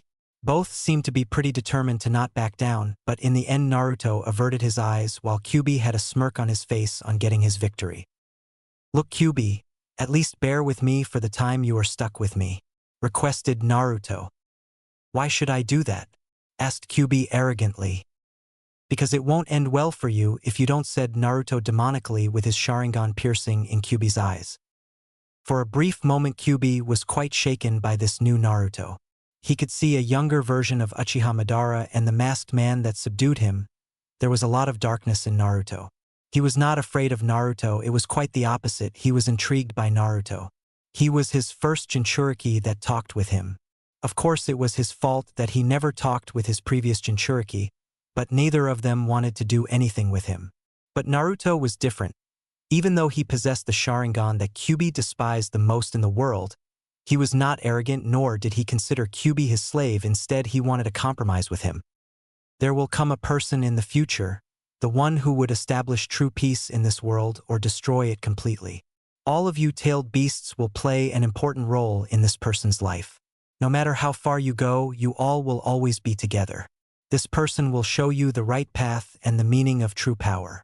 Until that time, wait for your destiny and the role you will play in it, my children. These were the words said by the Rikudo Sennin, the person who saved the world from the Jubi, 10 tails, and became a god and the one who created the tailed beasts. Kyuubi could still remember his father's words. The Rikudo Sennin was the only human in the entire world who Kyuubi respected and looked up to. I wonder if you are the one, Naruto, thought Kyuubi. Kyuubi snapped out of it. Tell me, why have you brought me here? I have important things to do, you stupid fuzzball, said Naruto irritatingly as Kyuubi just stared at him. Yeah right, like peeking on hot older women, scoffed Kyuubi. Hey, I wasn't peeking, nor is she old, retorted Naruto angrily, but had a slight blush on his face, but fortunately it was hidden behind his face mask. Quite protective are we, teased Kyuubi and stared laughing on seeing Naruto's shocked expression. Balls, muttered Naruto angrily on being caught red-handed by the Kyuubi. Ha ha. That was quite funny, brat. You are an interesting human, roared Kyuubi with laughter. Naruto was just itching to beat the shit out of Kyuubi but remembered something. Naruto, you should have better control over your emotions. I taught you better, said Kakashi disappointingly. I won't let it happen again. I will control my emotions, thought Naruto. Alright Kyuubi, what did you call me here for? Asked Naruto seriously, his voice devoid of any emotions. Kyuubi stopped his laughter and looked at Naruto with something akin to interest. I wanted you to know that I want you to learn everything from the Cyclops, stupid brother of yours, said Kyuubi and leaked some of his chakra to let Naruto know he was commanding him, but was quite shocked when what happened next. Naruto's Sharingan started spinning wildly and instantly all the Kyuubi's chakra was suppressed immediately, leaving not even a single trace behind. That's just awesome, thought Naruto in awe on seeing Kyuubi's chakra being suppressed with his Sharingan.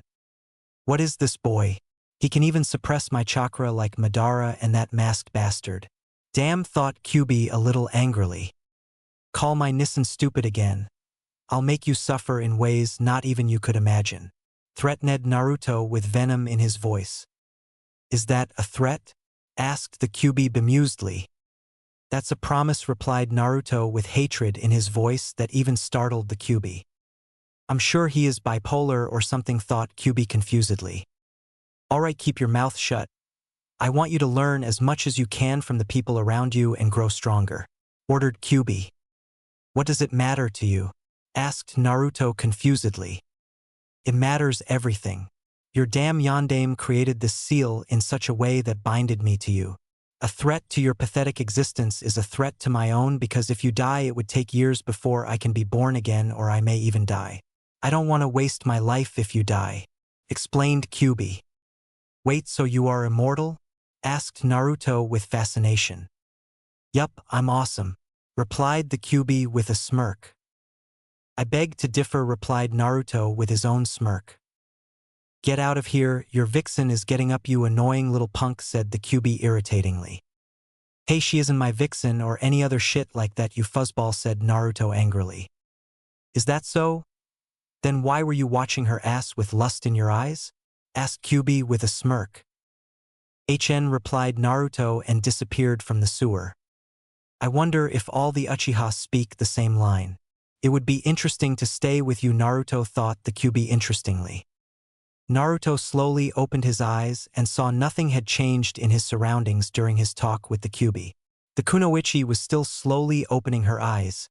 Seeing this, Naruto went towards her. "You all right?"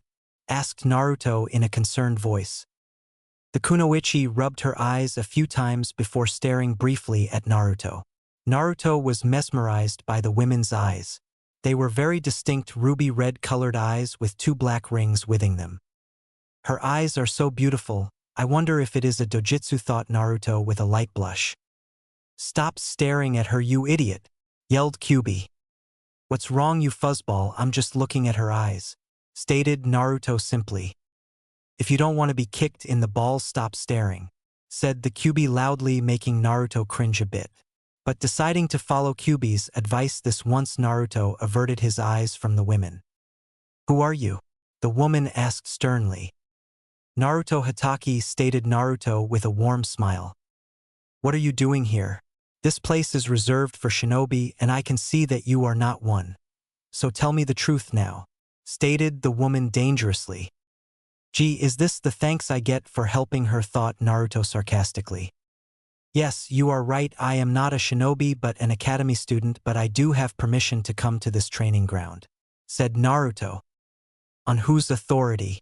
asked the woman. "Lord Hokage himself. If you don't believe me, ask him yourself. Now can you please stop your interrogation?" said Naruto irritatingly. "Gomen, it's just that no one other than shinobi are allowed here. But I'll try to trust you and ask Lord Hokage about this," said the woman softly. "Thank you, miss?" asked Naruto. "Kurenai Yuhi," said the woman. "Here, Kurenazan. I've stopped the bleeding from your knuckles as best as I could, but I can't do anything about the bruises as I'm not a medic." Gomen, said Naruto sincerely and offered her water, which she drank after giving Naruto a calculating gaze that it wouldn't end well for him if something was wrong, but nothing happened. "Arigato, Naruto-san, but I have a few questions for you," said Kurenai. "You can call me Naruto. Well, I have some questions for you too, but please ask your questions first," said Naruto simply, and Kurenai gave him a grateful nod. "All right, Naruto, you said your last name was Hatake. I know only one person in Konoha who has that last name, and he doesn't have any blood relative alive now. Care to explain?" said Kurenai. "Yes, you are right, my real name is Naruto Uzumaki. But after Kakashina-san adopted me, I changed my name," said Naruto. Kurenai's eyes widened a little on hearing Naruto's real name, but schooled her features immediately. "Do you hate me for what's sealed in me?" asked Naruto sadly after noticing Kurenai's shock. Kurenai was shocked to learn that Naruto was aware of what was sealed in him, and even more shocked when he was able to read her emotions. "No, Naruto, I do not hate you," said Kurenai with a smile. "Why?" asked Naruto suspiciously. "I know the difference between a jailer and a prisoner, and I have faith in the Yandame's ability, and seeing that you helped me proves I was right. You are not what people think," said Kurenai, giving Naruto a warm smile. Naruto was happy to hear that there was at least another person in the village who saw him as Naruto and not the fox. "Arigato, Kurenazan," said Naruto warmly. "Call me Kurenai. Now I just wanted to know, what were you doing here? You were not peeping, were you?" asked Kurenai menacingly with a dark tone. No, Kurenai, I just came here to meditate in order to relax. I swear I wasn't peeping on you. I didn't even know you were here.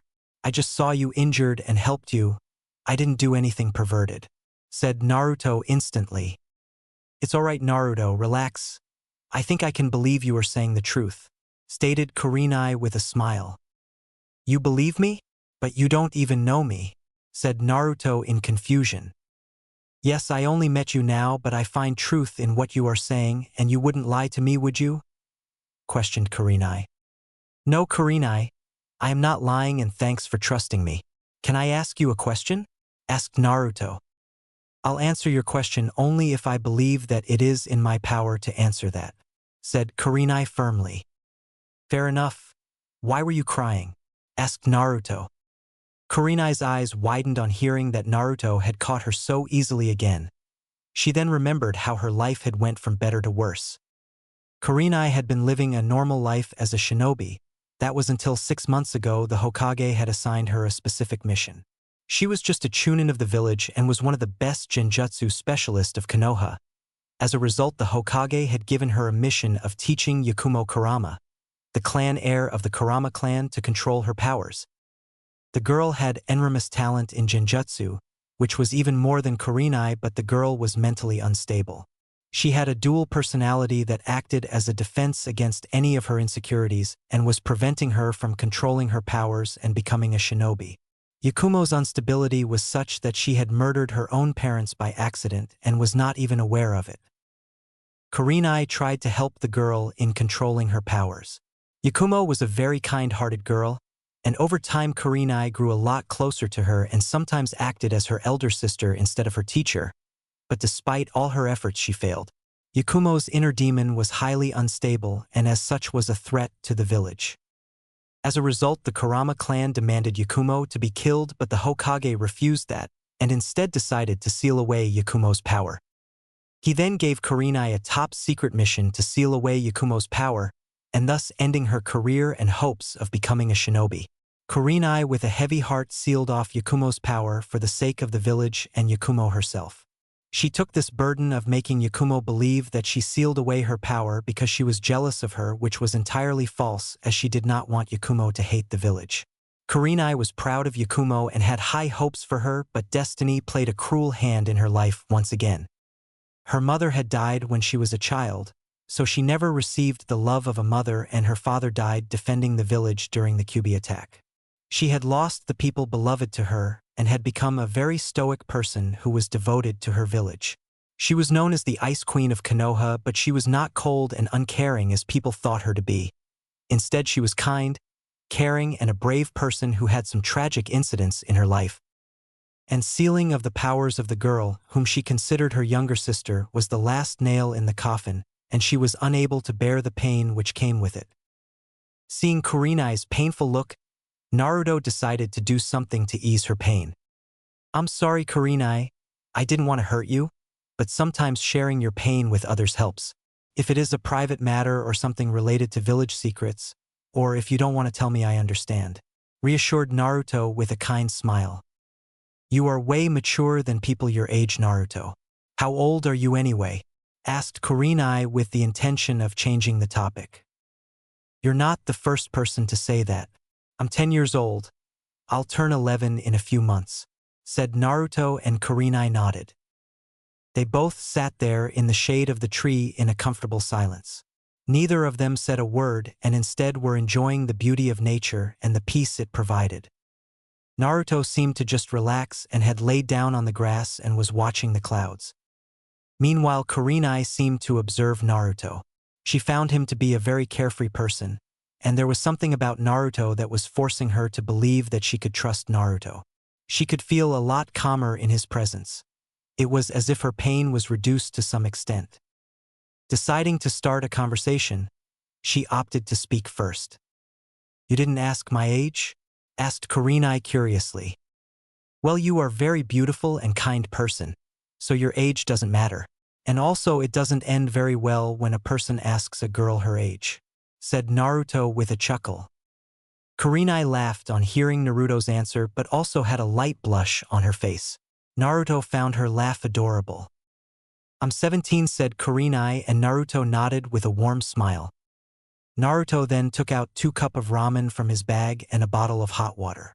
He then added the water to the ramen and stirred it a little, and after a few moments finished preparing his ramen. He then offered 1 cup of ramen to Kurenai. "I know it's not what people like much, but that's what I have right now, and if I am right, you must have trained very hard, so you might be hungry. Would you like to eat some ramen?"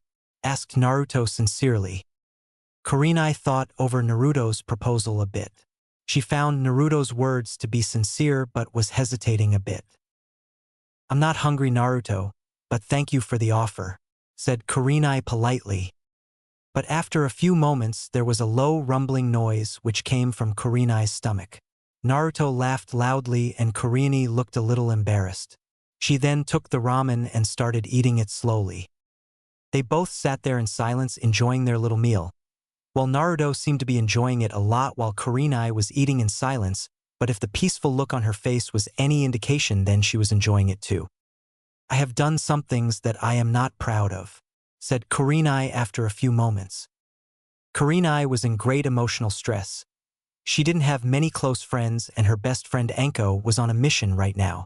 Sure, the Hokage was there, but she could not show weakness in front of him. But after spending some time with Naruto and getting to know him to some extent, she decided to at least talk with him to ease her pain. Sure, she knew that Shinobi lived a life of deception and Naruto could be lying to her, but right now she just needed anyone to listen to her and stand beside her. Did it hurt some people? Asked Naruto softly. Yes, said Kurenai solemnly. Hokage-sama once told me that a life of a shinobi is of pain, but we do what is necessary to protect what is dear to us. I am not judging you, Kurenai, nor am I saying that I can understand your pain and sympathizing with you, because as long as people do not suffer the same pain, they could never understand the pain of other people, said Naruto sadly. He too remembered his life, the hate and pain that he suffered because of him being a Jinchuriki, and could somewhat know of Kurenai's pain, but he did not ask what she did as it might be classified as she was a shinobi, and he was not authorized to know any such information as he had not become a shinobi yet. But the main reason was he did not want to remind Kurenai of her pain. Meanwhile, realization dawned on Kurenai upon hearing Naruto's words. She knew how much Naruto must have suffered during his life, as she had once seen how the villagers treated him and felt sorry for him. But it also made her realize that what she had done with Yakumo was in order to protect her from herself and the village. This seemed to reduce her pain a lot. She could feel a lot much lighter. The guilt was still there, but now it made more sense to her than it did before. She did what she had to do as a shinobi of her village and also protected Yakumo, her precious person. Arigato, Naruto, said Kurenai with teary eyes. Don't mention it, Kurenai, said Naruto with a warm smile. Why do you always wear this face mask? Are you trying to imitate Kakashi? Asked Kurenai, wiping her tears. You know Kakashi-san? Asked Naruto curiously. Hi, we went on a few missions together, said Kurenai. I am not trying to copy my brother. This face mask is special to me, said Naruto. How so? Asked Kurenai. This face mask was the first present that anyone gave me. It shows the bond between me and Kakashi. It was the first thing he gave me, said Naruto with a smile. I understand, said Kurenai solemnly, feeling a little sorry for Naruto. Hey, don't give me that look. I know life is hard, but it does have its good times. Besides, this face mask looks cool on me. Doesn't it? Asked Naruto with a little laugh. Yes, it looks good on you, said Kurenai with a soft chuckle. Hey Kurenai, you are a Chunin, right? Asked Naruto suddenly. Yes, said Kurenai skeptically, not sure where Naruto was heading. Which is your strongest area in shinobi arts? I mean ninjutsu, genjutsu, taijutsu, kenjutsu, or fuinjutsu? Asked Naruto with excitement. I am skilled in genjutsu and a little bit skilled in fuinjutsu, said Kurenai. Really? Genjutsu and fuinjutsu? Asked Naruto. Why do you have any problem with genjutsu or fuinjutsu? Asked Kurenai, feeling a little insulted. No, not at all, Kurenai. Genjutsu is a very skilled shinobi arts as well as fuinjutsu. I find it very interesting. A shinobi could easily complete his mission if he could just disable an enemy's senses and distract him. This would avoid time wastage and some bloodshed. Also, the mission could be completed much subtly. But I am not much skilled in genjutsu, explained Naruto a little sadly. He did not mention that he could cast strong illusions with his Sharingan, as it was a secret. Oh, I thought you didn't like genjutsu. What problems do you have? I might be able to help you as I am skilled in this art, said Kurenai with a smile.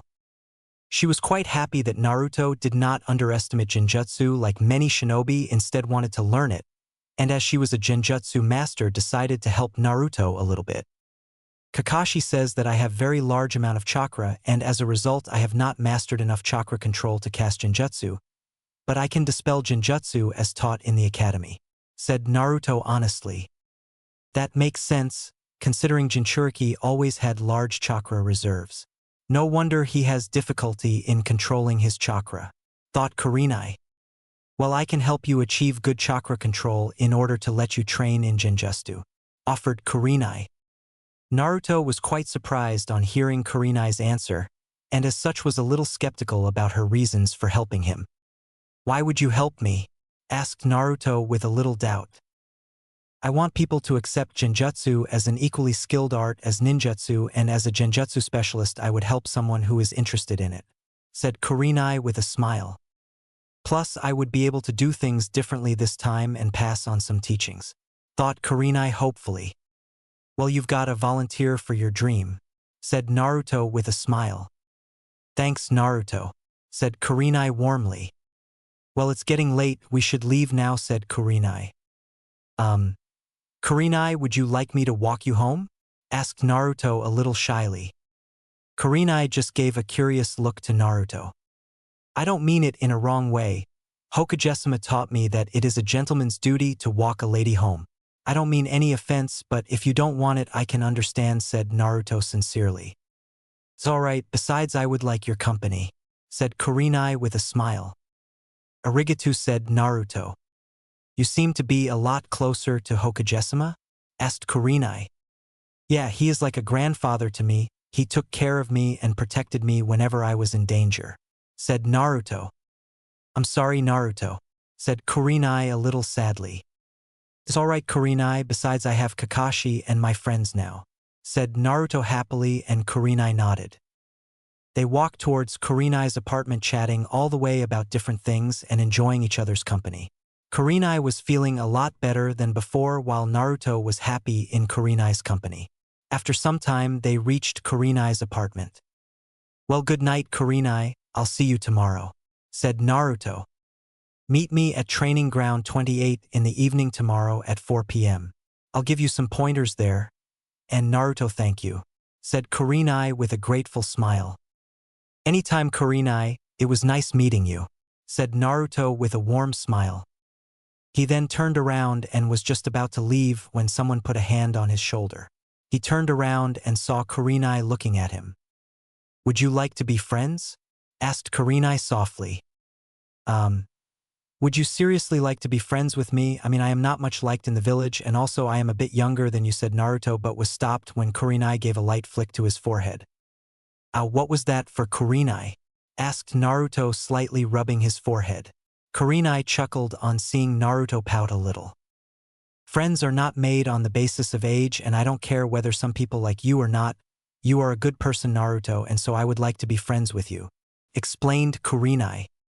Then friends it is, said Naruto with a wide grin.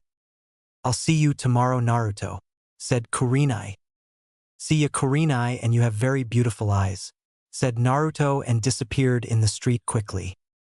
If Naruto would have looked back, he could have noticed a deep blush and a wide smile on Kurenai's face. He had just helped Kurenai get out of her emotional stress and had made her happy. I look forward to our friendship, Naruto, thought Kurenai with a wide smile. Chapter 4. A World of Lies and Deception. There were very few things in life that amazed Kakashi Hatake. He was fascinated by the strength of his own father, Tsukumo Hatake, who was stronger than the Sannin. Then his own sensei Minato Namikaze, who could take on armies of enemy and decimate them in minutes. Next was Itachi Uchiha, the prodigy of the Uchiha clan, who decimated the Uchiha clan on his own. But none of them could ever relate to the enigma that was Kakashi's younger brother Naruto. Naruto was like the reincarnation of Itachi Uchiha. He was a true prodigy of Konoha. At the age of 10 he had already mastered many ninjutsu, was proficient with genjutsu with his Sharingan, and a good taijutsu fighter. Kakashi was not able to understand what Naruto couldn't do. He was already a formidable shinobi at such a young age. His thinking was on par with a trained shinobi. Naruto was a calculative person who thought before he acted. Naruto was soon starting to learn Kenjutsu and in the future maybe Fuinjutsu, and if his progress so far can be taken in consideration, Kakashi was sure Naruto would become the ultimate shinobi who would excel in every ninja arts. Naruto had surprised him again, this time by creating his own jutsu. Kakashi and Naruto were right now standing in the Forest of Death. It had become their training ground since they started training a few years back. Naruto seemed to be a little excited while Kakashi looked curious. So what is this jutsu of your Naruto? Asked Kakashi curiously. It is a jutsu which I created after studying what you taught me about the Sharingan and its powers. It would be better if I showed you, said Naruto sincerely. Alright, go ahead, said Kakashi. Nis and I would like you to cast a dangerous genjutsu on me. You can do it with or without your Sharingan, requested Naruto. Why would you want that, Naruto? You know that genjutsu can harm a person mentally, don't you? Asked Kakashi. I know, but I have to test whether the jutsu I created works or not. Please, Nissen, you can stop it immediately if I fail, but I need to do this, begged Naruto. Alright, but don't blame me afterwards, said Kakashi. Which jutsu should I use? Maybe that one should be perfect, thought Kakashi. Kakashi went through a set of hand signs and quickly executed his jutsu. Megan. Jigakukoka no Jutsu. Demonic Illusion. Descending Hell Technique. Naruto looked around his surroundings, but nothing seemed to change at first. Suddenly the air around Naruto started getting hotter, and there was a loud noise from the sky. Naruto looked up and saw a large fireball the size of a giant boulder heading towards him at tremendous speed, and it could do some serious damage if it hit him. Time to test it now, thought Naruto immediately and activated his Sharingan. Meanwhile, Kakashi was observing Naruto precisely in order to stop the genjutsu if things got out of hand. He saw Naruto's surprised reaction on seeing the fireball heading towards him and wanted to know why Naruto was not doing anything, but what happened next shocked Kakashi. The fireball that was about to hit Naruto had hit Kakashi himself and engulfed him in its flames. Kakashi's entire body started burning as the flames engulfed him. Realizing dawned on Kakashi that Naruto had replicated his jutsu and used it against Kakashi. He then immediately formed the ram sign intending to dispel the genjutsu.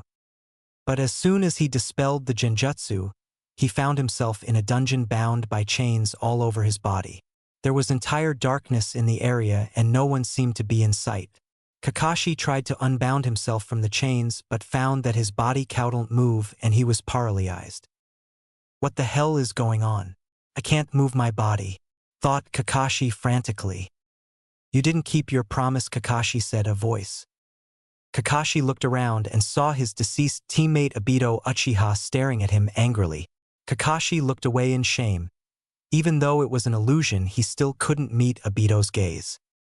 Why did you kill me, Kakashi? I loved you, said the voice of Rin, who appeared beside Obito. You failed me, Kakashi said, the voice of Minato from behind Kakashi.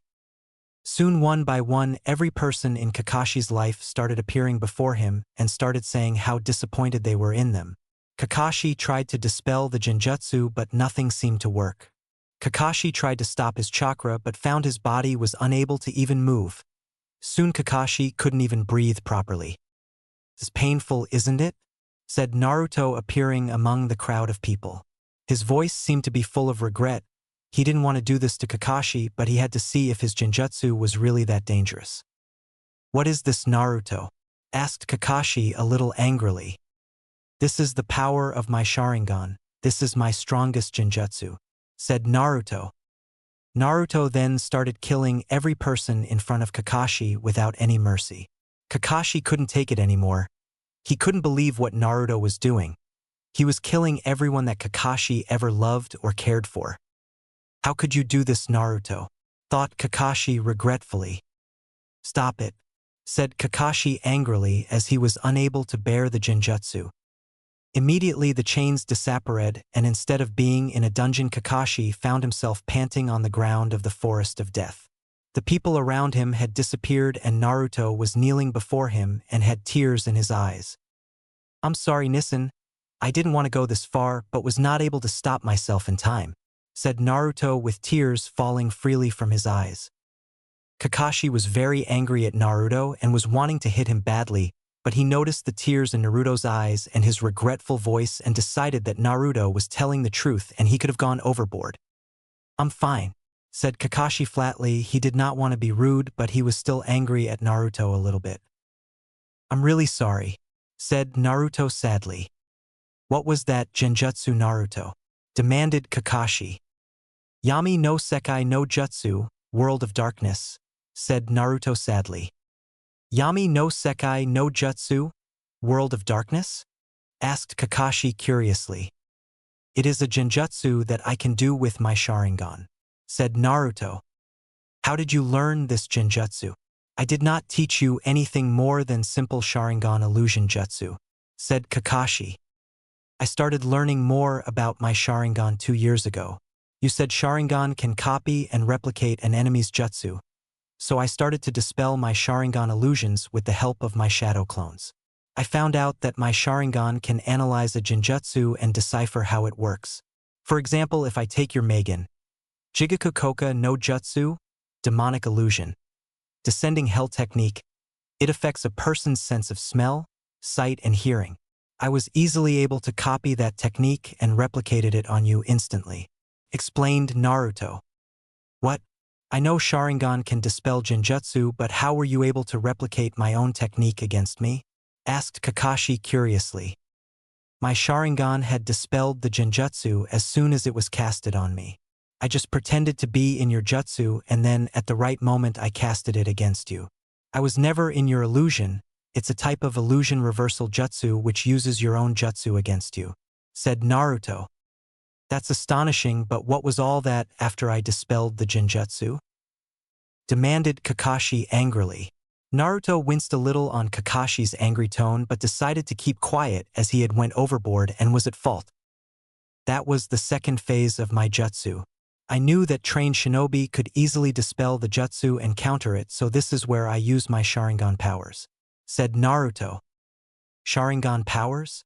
Asked Kakashi in shock. As soon as you dispelled the genjutsu you were in my genjutsu, I combined this genjutsu where you feel the effects of the Megan, Narakumi no Jutsu, demonic illusion, hell viewing technique. In this stage I not only control your senses but also use your fears against you. I control your mind in my genjutsu and can do anything I want with you, and you will be helpless. There is very less chance for someone to break out of this genjutsu. These are the special ocular powers of my Sharingan. It grants me the ability to control a person. I could have controlled your mind and you wouldn't even notice if I didn't want you to notice my genjutsu, said Naruto sadly. Kakashi was left speechless after hearing this. Naruto's visual powers were so advanced than Kakashi had ever thought. Only one person in the entire history of the Uchiha clan had such visual prowess in genjutsu, and that was Uchiha Shirsue. Of course, he is the descendant of Madara's brother. They both were said to possess the strongest Sharingan in the entire Uchiha clan. But still, to be able to cast such genjutsu at such young age is unbelievable. What else can your eyes do, Naruto?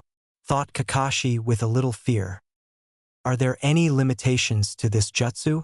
Does this jutsu harm your eyes or your body in any way? Asked Kakashi sternly. If this jutsu was harmful to Naruto, then he would never allow him to perform such a dangerous jutsu. It uses a lot of chakra but does not harm my eyes in any way. It does have a few limitations, explained Naruto. I thought that this jutsu was unstoppable? Questioned Kakashi as whatever he had tried didn't work. I'm not sure about that. I think if you had used your Sharingan power at a greater level, then I think you could have broken this genjutsu. Also, I cannot use this genjutsu very often. It will take a few days before I can use this genjutsu again, suggested Naruto. He's right, probably my Mangekyo Sharingan could have broken it, but still it is a dangerous jutsu, thought Kakashi. This jutsu requires me to have eye contact with my opponent, but I am a little vulnerable when I'm casting this genjutsu. However, this genjutsu cannot be broken easily, and you require the Sharingan to cast this jutsu. I know, as I had tested it before on my shadow clone, said Naruto. You tested it on yourself?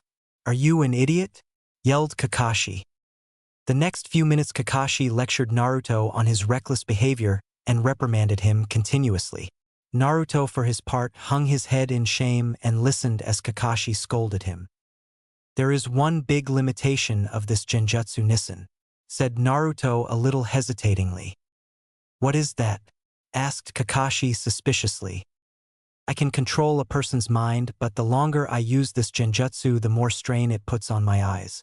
My eyes started bleeding when I casted this genjutsu on a cat for a few hours.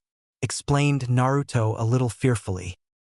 Did you lie to me when I asked you if it harms your eyes? Asked Kakashi a little angrily. I was afraid to tell you, said Naruto honestly. Naruto, you can tell me anything you want. This jutsu is harmful to your eyes if you use it longer than necessary, so you should not use it until necessary.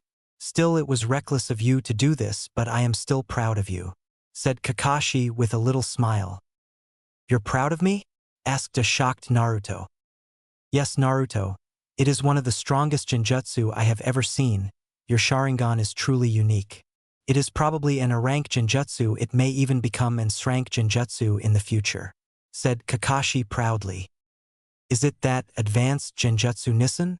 Asked Naruto in amazement. Indeed it is, but never use it on your comrades, said Kakashi very sternly. Hi Nissen, I will never use this genjutsu on my comrades, said Naruto sincerely. Now I want you to inform me before you create any other jutsu, as they might harm you and I don't want you getting hurt, said Kakashi seriously. I will tell you Nissen, if you want I can even teach my jutsu to you, said Naruto happily. You want to teach me your own jutsu? Asked Kakashi surprisedly, but was a little happy too, as Naruto trusted him enough to teach him such advanced jutsu. I owe you a lot Nissen, you took care of me when no one did, you trained me, educated me, provided me the love of a big brother. Everything I am today is only because of you, said Naruto with a true smile. Kakashi was left speechless after hearing what Naruto had said. He truly loved Naruto like his own little brother and was happy to see that Naruto felt the same for him. I'll try to learn your jutsu and tell you what, since you are willing to teach me your own jutsu, I shall teach you mine, said Kakashi happily. Your personal jutsu? Asked Naruto in an excited voice. Kakashi had indeed taught him many jutsu, but never was one of them his own, and now Kakashi was willing to teach him his own jutsu. This was a big honor. It's called the Chidori, said Kakashi, and created a blue ball of chakra in his right hand. The jutsu became visible and was making a loud chirping noise. Whoa Nissen, that is so cool, what does it do? Asked Naruto curiously. Kakashi then charged towards a nearby tree and smashed his Chidori through it with a loud noise. The tree was teared apart from the attack and had a large crater at the point of impact. Amazing, said Naruto with fascination.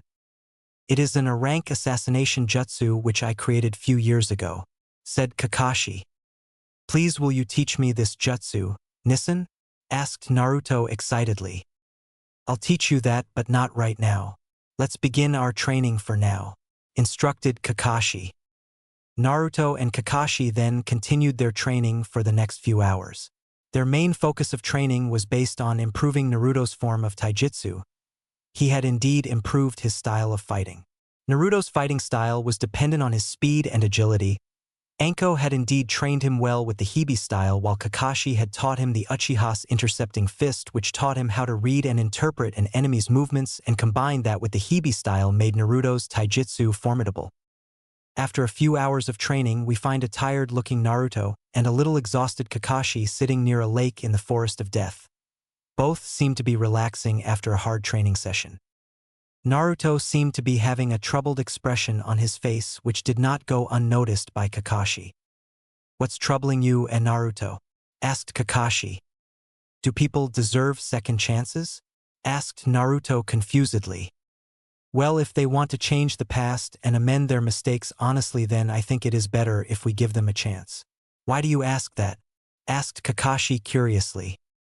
Today at the academy there was a change in Sasuke's behavior, said Naruto. What did he do? Asked Kakashi curiously. He sent me a respectful nod instead of the usual disinterested look which he gives to everyone, and did not insult anyone. He was acting a little strangely as compared to his normal behavior, explained Naruto. Maybe he realized his mistakes after his spar with you, Naruto, suggested Kakashi. Why do you think I should even give him a chance?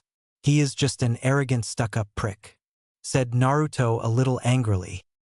Look Naruto, I'm not trying to defend Sasuke, but try to look at his life. His own big brother murdered everyone he loved. He lost everything in the blink of an eye.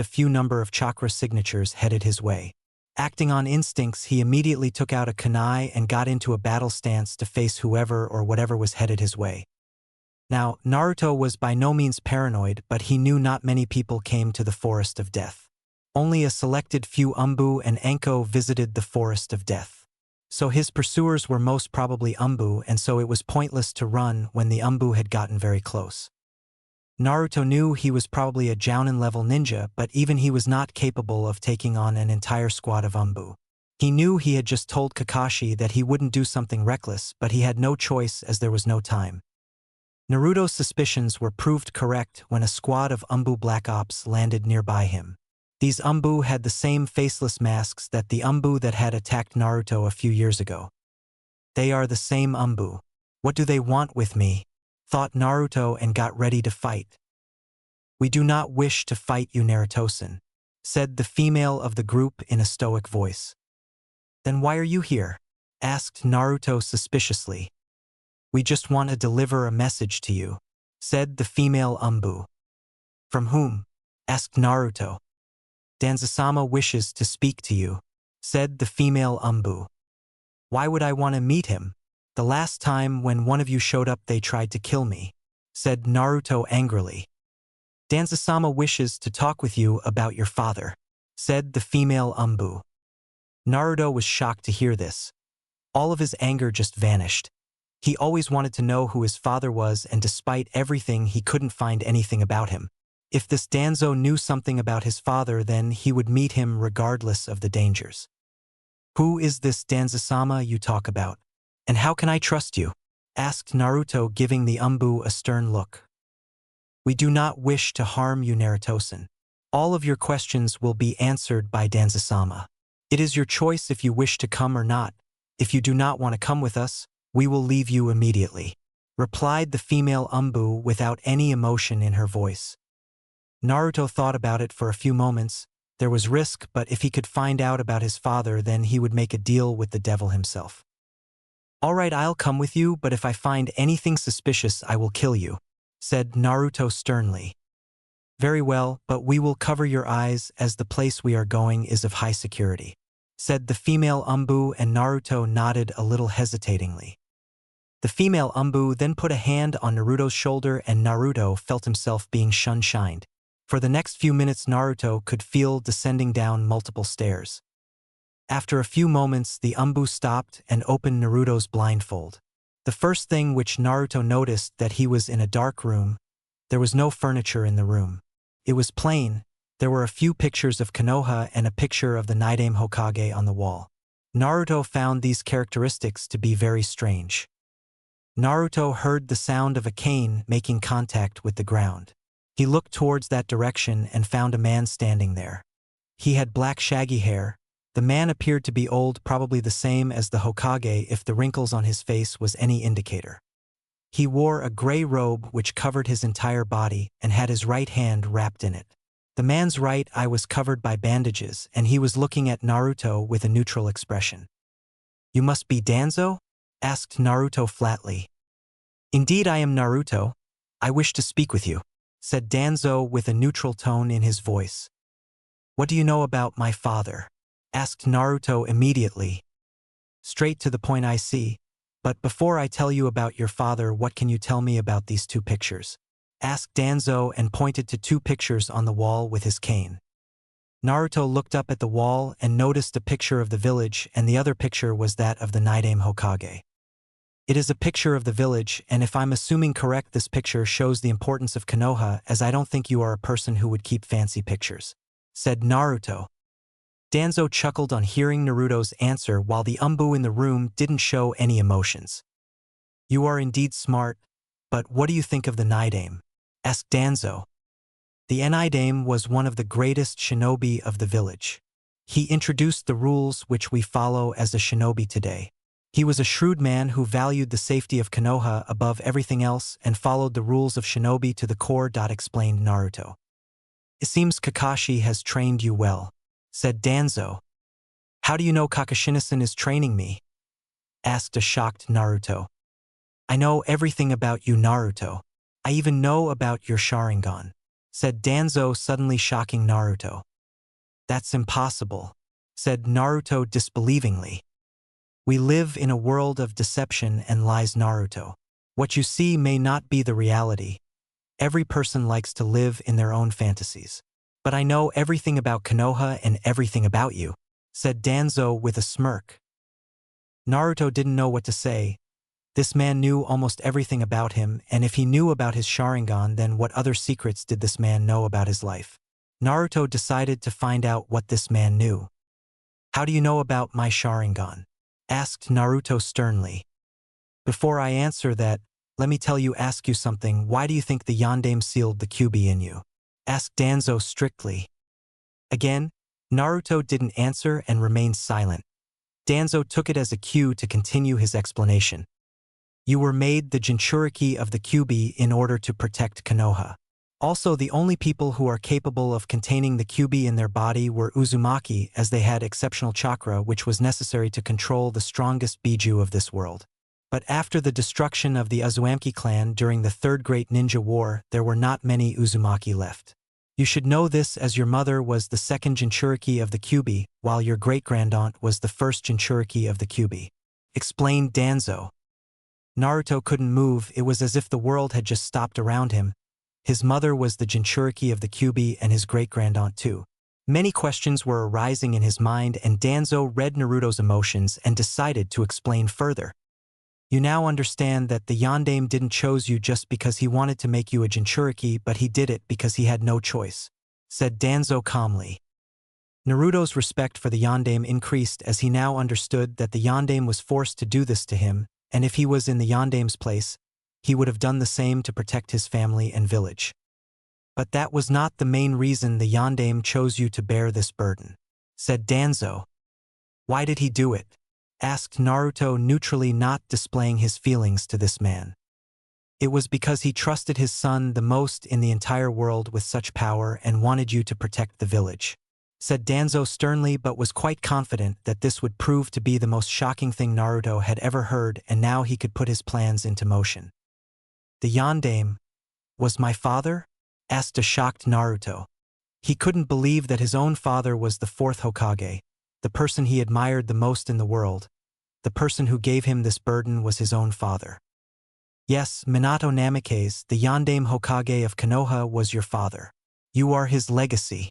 I guess Hiruzen didn't tell you about this, didn't he? Smirked Danzo. No, Gigi didn't tell me anything about my father. He told me he would tell me when I was older, said Naruto. There are many things that Hiruzen has kept in the dark from you. I'm sure he didn't even tell you that you have a relative who is alive, said Danzo with a smirk. There is someone alive from my family? Asked Naruto hopefully. He was grateful for having Kakashi as his brother, but if there was someone alive from his family, then Naruto would wanted to find them out. Yes, her name is Tsunade Senju. She is the granddaughter of Mito Uzumaki, who was the Shodai Hokage's wife and your great-grandaunt. Tsunade is your mother's cousin sister and is your aunt, explained Danzo. Naruto was feeling a large number of emotions. A part of him was happy that he had an aunt that was alive, and Tsunade Senju, of the legendary Sannin, was related to him. He also felt anger against Hiruzen for hiding all of this from him, and was also confused as why Tsunade had never even came to see him even once. Hiruzen didn't even tell you that you had a godfather, didn't he? Asked Danzo deviously. A godfather? Asked Naruto disbelievingly. Yes, Jiraiya of the Sannin is your godfather, said Danzo. Naruto's anger was increasing with every passing moment. His real family had abandoned him. His Gigi had kept all of this in the dark from him, and his so-called family had not even came to see him once or cared if he was alive or not. Seeing Naruto getting angry, Danzo decided to hit the nail in the coffin. Before you jump to any conclusions, you must know that Tsunade did not abandon you, said Danzo. What do you mean? Asked Naruto curiously. She was the one who adopted you first when you were an infant and took care of you for 3 years, explained Danzo. She adopted me? Asked Naruto warmly. He felt happy that his aunt had at least not abandoned him, but he also wanted to know what happened with her and how did he end up in the orphanage before Kakashi adopted him. Yes, this was one of the biggest secrets of Konoha. She loved you like her own son and wanted to be your mother, but Hiruzen took her away from you, explained Danzo. Why did Gigi do this? Asked Naruto on the verge of tears. He didn't do this because he personally hated you but was forced to do it. Tsunade was taking care of you in a secluded part of the village which was closely guarded by the Umbu Black Ops, but she didn't want to stay in the village due to some personal reasons and was also worried for your safety. So she wanted to leave the village, but as you are a Jinchuriki, you are an asset of the village like every shinobi, and so she couldn't take you with her, and Hiruzen was forced to make you stay in the village, as he couldn't allow you to be taken away from the village as other nations may kidnap you for your power, explained Danzo. Tsunade, Abakan, thank you for being there for me. No matter what happens, I will find you, thought Naruto. However, Jiraiya never cared for you even if he was your godfather. He didn't even came to see you once and instead focused on his spy network, said Danzo evilly. With each passing moment, Naruto didn't know what to feel. A part of his mind couldn't believe that the Hokage whom he considered his grandfather had done this to him. Hiruzen had taken away his only living family. A woman who loved him like a mother was taken away from him. His own godfather had abandoned him. This was greatly painful for Naruto. On the other hand, irrational thoughts were arising in his mind that whether all of this was true or was he being manipulated. How do you know all of this? How can I even believe that what you said is the truth? Asked Naruto suspiciously. I am an elder of the village, and as such I know many things about the village as I served on the council.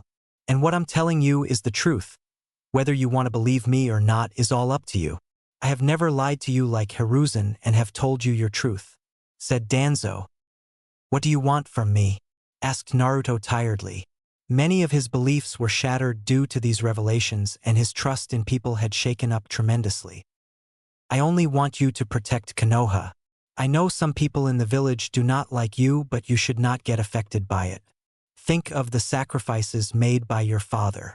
He sacrificed his own life to save the village and entrusted the village's future to you by granting you the power of the Kyuubi. Your father was a true shinobi," said Danzo. Naruto could clearly understand what Danzo was saying. His father, the Yondaime Hokage of Konoha, had entrusted everything to him, and it was his duty to protect the village. And even though Hiruzen had hidden some things from him, he could understand he had to make some painful decisions as the Hokage. "I am not telling that Hiruzen hates you, but he only did what was best to protect you. But Hiruzen is too soft. He lacks the will to take harsh decisions when it comes to the safety of Konoha. One of his biggest mistakes was letting Orochimaru, one of the biggest treasure of Konoha, to live because he got swayed in his emotions over his prize student," explained Danzo. Naruto agreed with Danzo that Hiruzen should not have let Orochimaru live.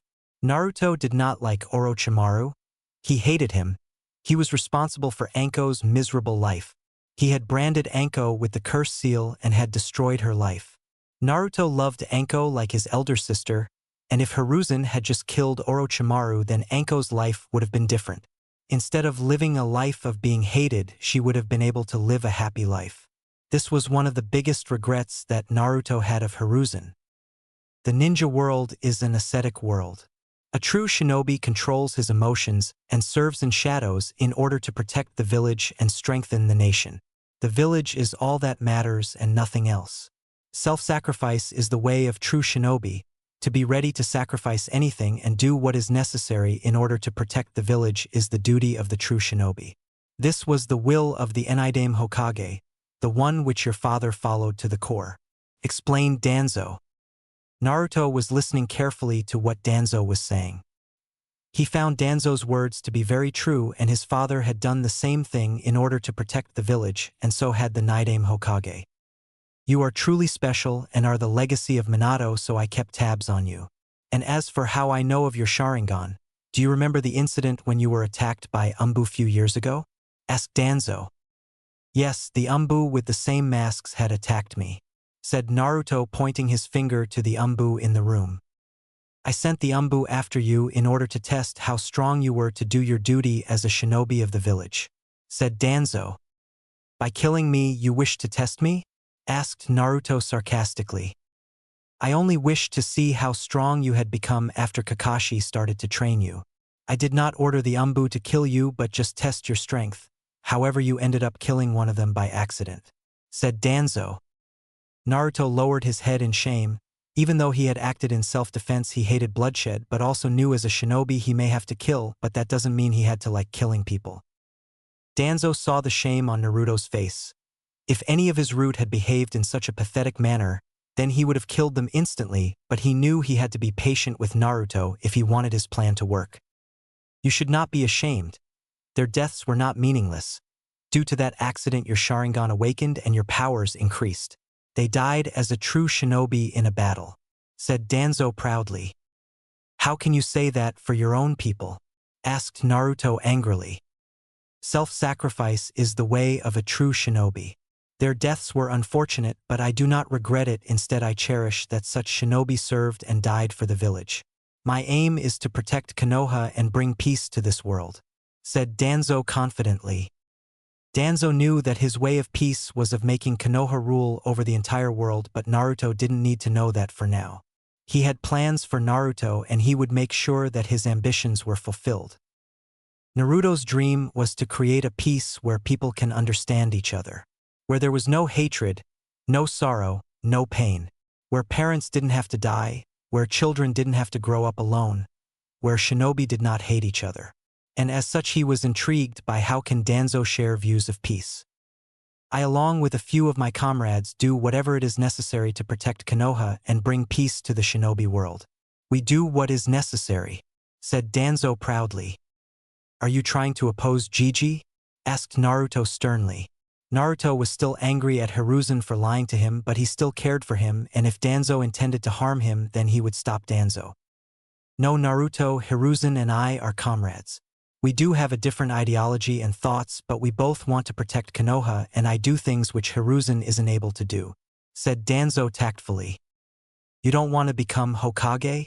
From what I've heard you say, you don't like Gigi and you think you can do better than him, accused Naruto. He is indeed quite perceptive.